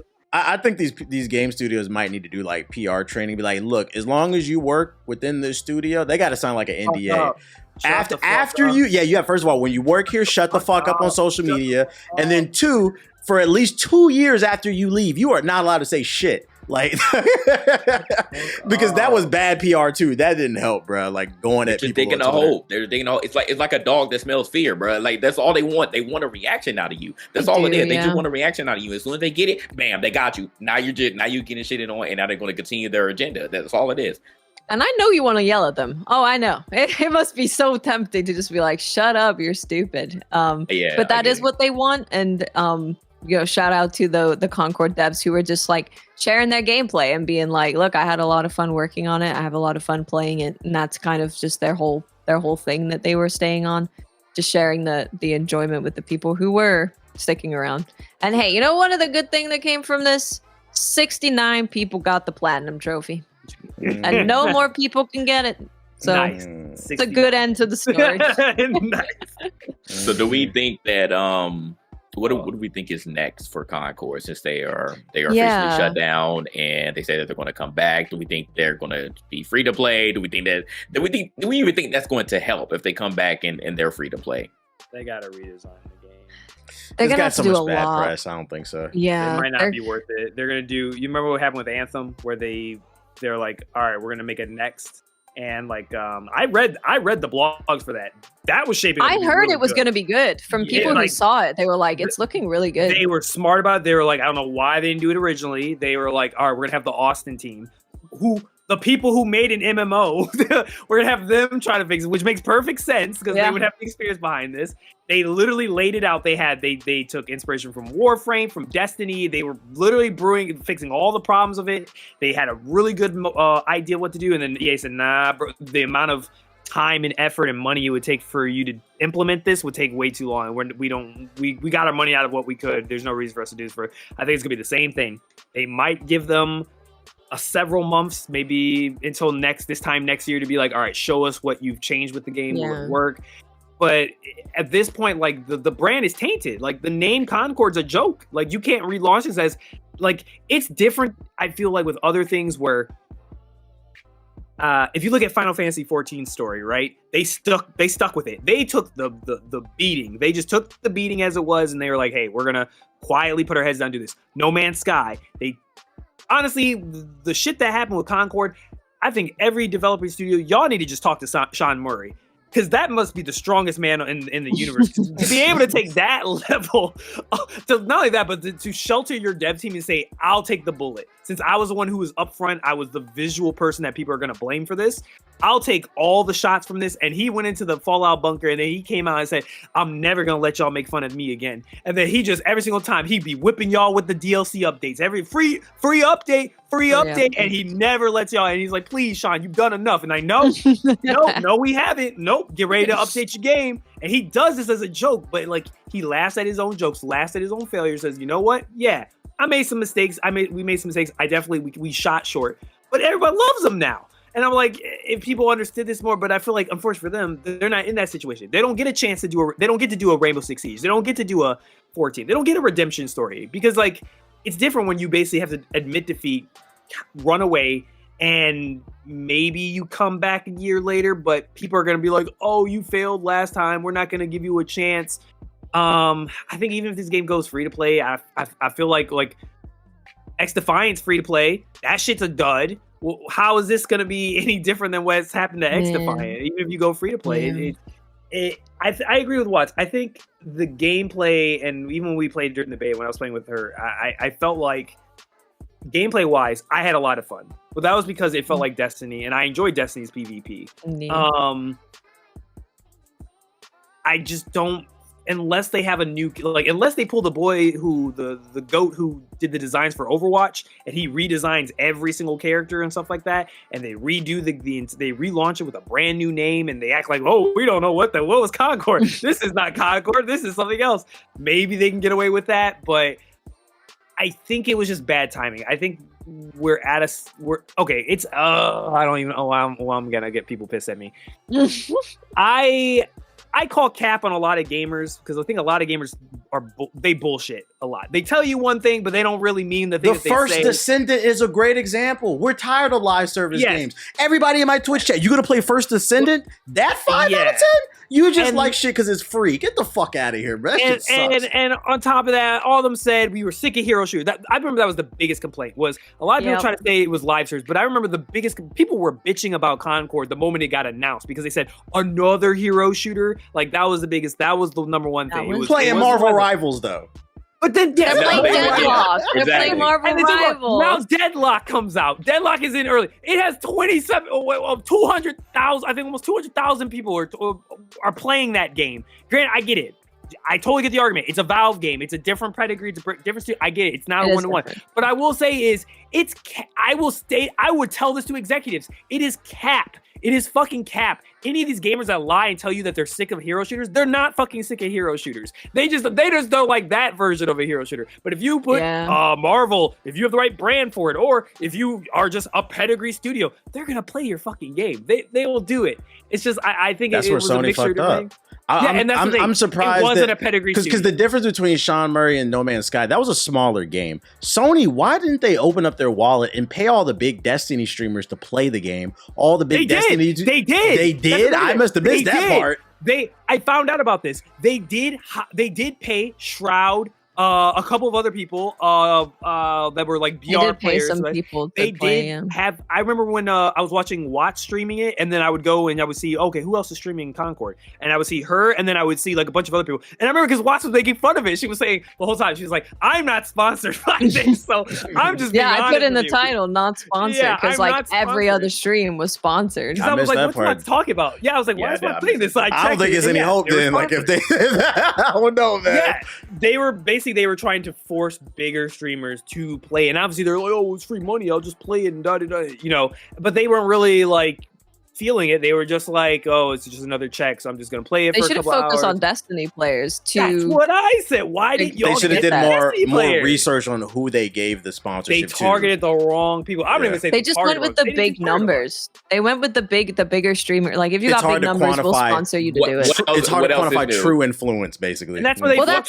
the thing. They do this all the time. Because like I know so many Destiny people who tried it and they were like, I actually really like it, like PvP Destiny guys. So if they reached out to like every PvP Destiny streamer playing it, and not only would you have had people streaming, people would have tried it, they would have liked it, and then people would have tuned in, seeing people go, I actually really like this. If you were a fan of Destiny, and then they would get their Destiny community to give it a try. It's just going after the biggest number doesn't work anymore. You can't do that. Work. You need to start, PR firms, bro. Here's some free GI consulting. All right, you're gonna get this nugget for free.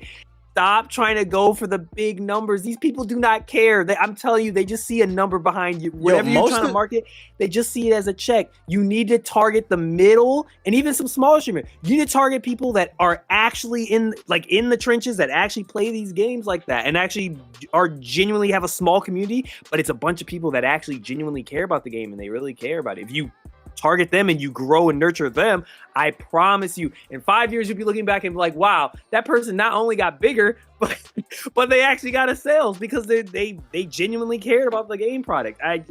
Most of the bigger streamers nowadays, they don't even play games. Like shit has gotten weird. So why are you? These paying motherfuckers are watching Chef Ramsay on Fox on YouTube. And you saw they about to get him the fuck up out of here, though, right? You saw they gonna get him up out of here. Get him the fuck out of here. But they're capping. Y'all gotta stop. Just pick these big streaming groups, and we're just gonna have this shit. They do not care about your game. I promise you.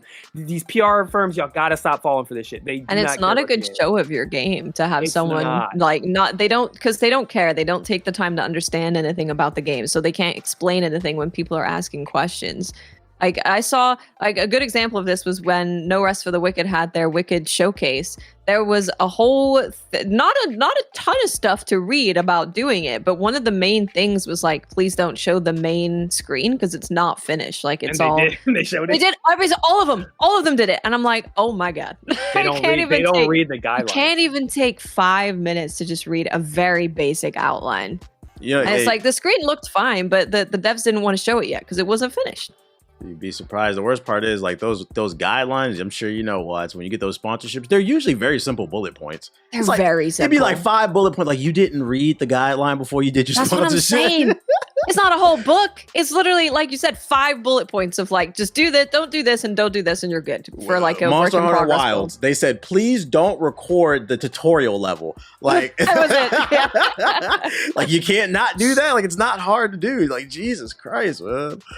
I don't know, man. I don't know how Concord goes about this. The only way that I could see it maybe is if they lean into how much of it a disaster it was and they had an interview with devs come out and be like, yeah, that design was pretty ass, huh? Well, this is how we made it better. Like they could maybe make it funny like that, but you can't try and be like, we're back and it's pristine and perfect and look at us, we're a Sony shooter. The marketing was also weird because it almost felt like Sony was marketing it like one of their Sony games, but it's a multiplayer game. They're like, look, we have these evolving characters and stories every week. So exciting. Instead of showing like high octane, really fun gameplay of like, look how fun this game can actually be. It was just all bad. Look at my cinematics, bro. Look at my cinematic. Cool. Well, that's the thing. People saw it. People saw it and they were like, oh, this looks kind of interesting. And then they saw it was a PvP game and they were like, never mind. I saw like 3 of my friends all said the same thing. They said when they saw the initial trailer, they were like, oh, okay, a new universe IP. Okay, this could be cool. And then they saw the gameplay and you could just see the face go from like happy to going like, yeah. Oh, this is not I saw it live in the chat. Yeah. Even like, and you know how chats are on YouTube and stuff. They're normally awful at these kind of they're the gameplay SpongeBob sardines. showcases. Meat. But Me. dude, even then, it was like people were actually kind of into it from the story trailer, and then immediately were like, never mind. This ain't it, G. It feels like Concord is like y'all ever known somebody where like you just didn't like them for no fucking reason. And then you find out you didn't, and then you find out why. I feel like later. Concord's like that game that just got unfortunately, like we don't know why we don't like them. We just don't fucking like this shit, bro. Like, and they just ran with that shit. It's unfortunate circumstances, but unfortunate. What can you do? What can you do? Wish them the best. I'll tell you what does happen though. If y'all can continue to kick people down while they're down, you're going to continue to have more layoffs because that was announced at fucking Microsoft. This don't got nothing to do with Concord, but Microsoft announced another 650 employees being laid off. They just laid off 1,900 in like the last year. So add almost another 1,000 to it. They said in their press statement, we've made the decision to eliminate approximately 650 roles across Microsoft Gaming to organize our business for long-term success. No games, services, or experiences have been canceled, and no studios are being closed as part of the adjustments today. Translation, we're cutting fat, and more people are going to have to wear more hats. Or we're going to outsource it to people who don't know anything about the game development. and you know the crazy part is, like, y'all complaining ain't no games to play. Games are worse than they ever are, which I completely disagree. If people keep losing their jobs, your favorite games are about to get worse. Like, there's less talent working on, bro. They all stressed out. Y'all gotta stop shitting on everything. How you gonna acquire a studio just to lay them off? Like, what the hell? What type That's of crazy. They spent so much money on Xbox game division for all these studios, and now they're just laying off so many people. Or what? All that budget went to the Black Ops 6 event in DC last week. All the blacks at Xbox are gone, man. I'm not. Man, yeah, it's tragic. I really hate that, like, we're towards the end of the podcast and JG's camera got clear. You crystal They clear pop now. up. That's funny, dude. They pop Oh my up. goodness. Let's see. That's all I got on the news section. I got the social justice warrior section for the last bit of the podcast. JG's favorite section. First thing first, we got for Bungie. A fan has been spotted at Bungie. If you know what a fan is, it's a reference to Kendrick Lamar and the Drake beef. It is a freaky ass ninja. Another one has been caught at Bungie, unfortunately, and this is off the heels of all the drama that's been going on over there. Apparently, one of the executives over there was sending text messages to 8 women. They were complaining. I read this one, and apparently, according to them, he was sending them truth or dare messages and offering steps up in the corporate ladder if they play truth or dare. This shit is fucking weird. I'm glad people are speaking up about this stuff. This shit is what? Can we just get back to making good games? What's going on, man? What's going on?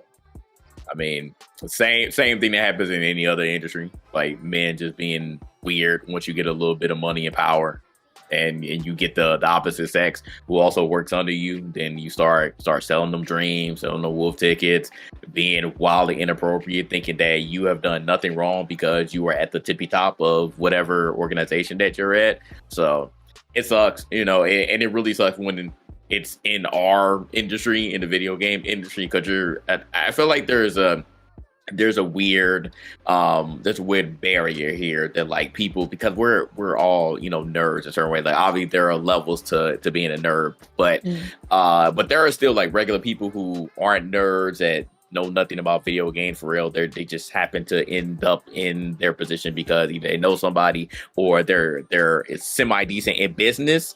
And those are the people that end up, I'm not saying that video game people are exempt, but like we have this weird conversation that we think that nerds can't do any wrong, or you think that the video game industry doesn't have the same things wrong that are present in other industries. But we've been seeing it. We've been covering it for years on this podcast alone. And we've seen that in the video game industry, it's all corporations. So it doesn't matter. We're not exempt for anything. Like the same weird shit can happen here too. So I think like people end up being shocked at first, like, oh my God, like, oh, this is happening in the video game industry, but it's the same stuff, man. Like just men being weird and going on these power trips just to get some sex because they can't get it, just throwing some game or as a young kid say having some riz with these females, you start and then you start sending weird text messages and truth or dare to shit like what type of weird stuff you on? Well, this person is married and has been married for a long time. Again, that don't make nobody exempt either. That don't make nobody exempt either. That usually makes it worse, actually. Yeah, exactly. Those are the first people that they are the first ones. Yep. Mm-hmm. And how many kids you have, the more you have, the worse it probably is. Unfortunately. That's normally how it goes. Like, oh, you're married with kids? Oh, all the reports coming out about Marathon too, because he was the director of Marathon. Reports coming out that people weren't liking it. You need to focus on that game.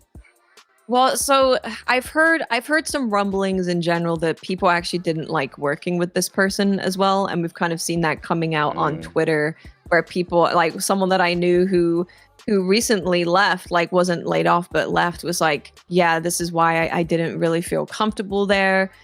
Someone who's been a dev there for a long time just did like the Kermit sip eat gif when it happened, and these are people who are working or were working with and under this person who was fired for many years.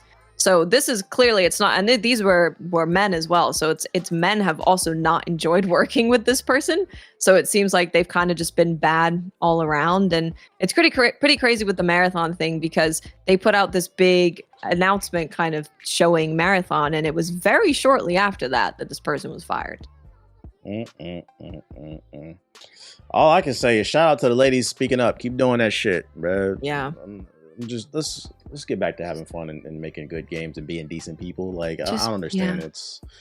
I don't understand what's so hard even about if you're single and you're being respectful about it, like just why are you even doing that at the game studio, right? It's never gonna go well, especially when you're someone who is high up in the company to be trying to talk to women in the company. Just don't do it. Yeah, there are multiple reasons why we say like don't date inside of your workplace. Multiple it's reasons. not just because of the drama that can come with it, if a breakup ends up happening, but stuff like this too. Like it's super weird. Just avoid it. Avoid it like the plague. Don't avoid it. Yeah. Mm-hmm. And last but not least, what I got for you in the social justice section is the world-renowned PDF file. Dr. Disrespect came back to YouTube after deleting some tweets. And I just thought it was funny because he tried to play Deadlock on stream, and his entire party left him once they realized that it was Dr. Disrespect on the team. So basically nobody wants to play with him. Gamers keep doing that, please. Like, make it to where, like, great. you can come back to streaming. Sure. Sure. Deadlock, maybe. We love you to can come see back, it. but we're gonna leave every game you join. I like that. Keep doing that. If this continues to happen when he hops in multiplayer games, do you think this is the type of stuff that'll make him like hop off the internet and quit? No, he'll start playing single player games. That's fucking funny. He's like, okay, I better go back to Elden Ring. Oh my goodness. They said we don't do that in the Deadlock community. I know this is a new community, but we're gonna establish the line right now, and you are not welcome over here, brother. Not welcome. We just opened this up. Like we've been playing in the shadows. We don't need you here, buddy. This game's an alpha. We try to foster a healthy community. Get that ass on. I just thought it was funny. I thought I would bring it up. I don't have that. It was funny. It was funny. Keep doing it, gamers. Does anybody have anything y'all want to add to the conversation before we wrap it up? Because that's all I got on the show notes. Okay. Well, ladies first. I'm having fun playing games. So there's actually a game that came out this week that I want to check out. It's called Rika. I just really like the art. It's like a super cool artistic indie game. You make a house on a chicken. You make a house on a chicken. I'm not going. She be playing different games, but I'm not going to knock it because she actually play games on like Ethos. I respect it. I think I found it. It's Reka. Reka. Yeah, I found it on like Steam. I've been following these devs for a while, and like their art style is just really interesting, and they're telling it's Baba Yaga is the like history of it. So I just appreciate a game that has unique art and has like they're telling it from a unique cultural perspective. It's not just, the normal Norse or Viking or whatever that we normally get. Culture is woke. Whoa, don't use that word. Culture. There's some games coming out next week that I'm going to be checking out I'm sure I'll talk about on here. One of them is Farah, which is going into early access. That is a kind of a monster-like-ish game that is also an indie game. So I'm going to check that out. Plucky Squire is a super unique art style game from Devolver Digital, where you can play. It's 3D, it's 2D. You're like playing in a storybook. You're going in a storybook, out a storybook, which is really dope. And then Enotria is out, which is Italian Souls, which I'm sure will be very jank, but also hopefully fun. That's all you and JG. That's all you and JG. Y'all got that one. I got game. I enjoyed my time in the demo, although I was like, some of these bosses are absolutely gonna piss me off. It's kind of jank. Sign me up. It's Give me okay. 3 copies. Yeah, I'm in. Was that your closing statement? That's my closing statement. Play games. Cool. Come join me playing games. Cool. All right. JG, what's your closing statement for episode 159, I think? Yeah, 159. Go. I don't even know, dude. I'm losing count. Hey, I appreciate everybody for continuing to listen and support. Again, join the Discord. We have people talking all the time. Definitely want to get some people together. We need to do some more community events, that's for sure. So I know when Call of Duty comes out, I want to get some people together. I'll get a tournament set up. We got to do some tournaments. So that was super fun. So again, join the Discord. It's free. And I hope to see more of you all in there chatting it up and playing some games together. Ethos, closing statement, episode 159. Go. I got 2. First, shout outs to BioWare. They've been showing some more stuff for Veilguard, Dragon Age. It looks great. The hair physics are insane. I keep watching gameplay. I'm like, what the hell? This is incredible. I guess apparently they're using the artists that did like their FIFA series. Apparently they have like really good hair. So now they're starting to bring that tech over to their other games, which seems really cool. And then second one, because you brought it up and I totally forgot. Shout outs to the Deadlock community. I've been playing this shit nonstop, bro. I ain't gonna lie to you. I got 35 hours on this. I'm a crackhead. That's why I ain't been playing nothing else. I've been playing Deadlock. We'll talk about it next show then. Yeah, we'll talk about it next. I'll try to get some time on it. Yeah, I'll get some time on it too. If you like Paragon, but you want something different than Paragon, but it still feels like Paragon, then you'll like Deadlock. That's the best way I can describe it. Yeah, let's try to do a community night. Everybody got access in here now. We did. I do, So, yeah. all right, let's try to set that up next And week. if you need access, let me know. Give me $5. I'll get you in. All right. I got a few closing statements. If you made it this far in the show, leave in the comment section #give me $5. The other thing I wanted to say, one of my favorite things that happened on social media this past week is there was a tweet that went viral. I never heard of this person. I don't know if it was a content creator or a random just like Xbot, some Xbox fanboy, but he was trying to shit on Astrobot.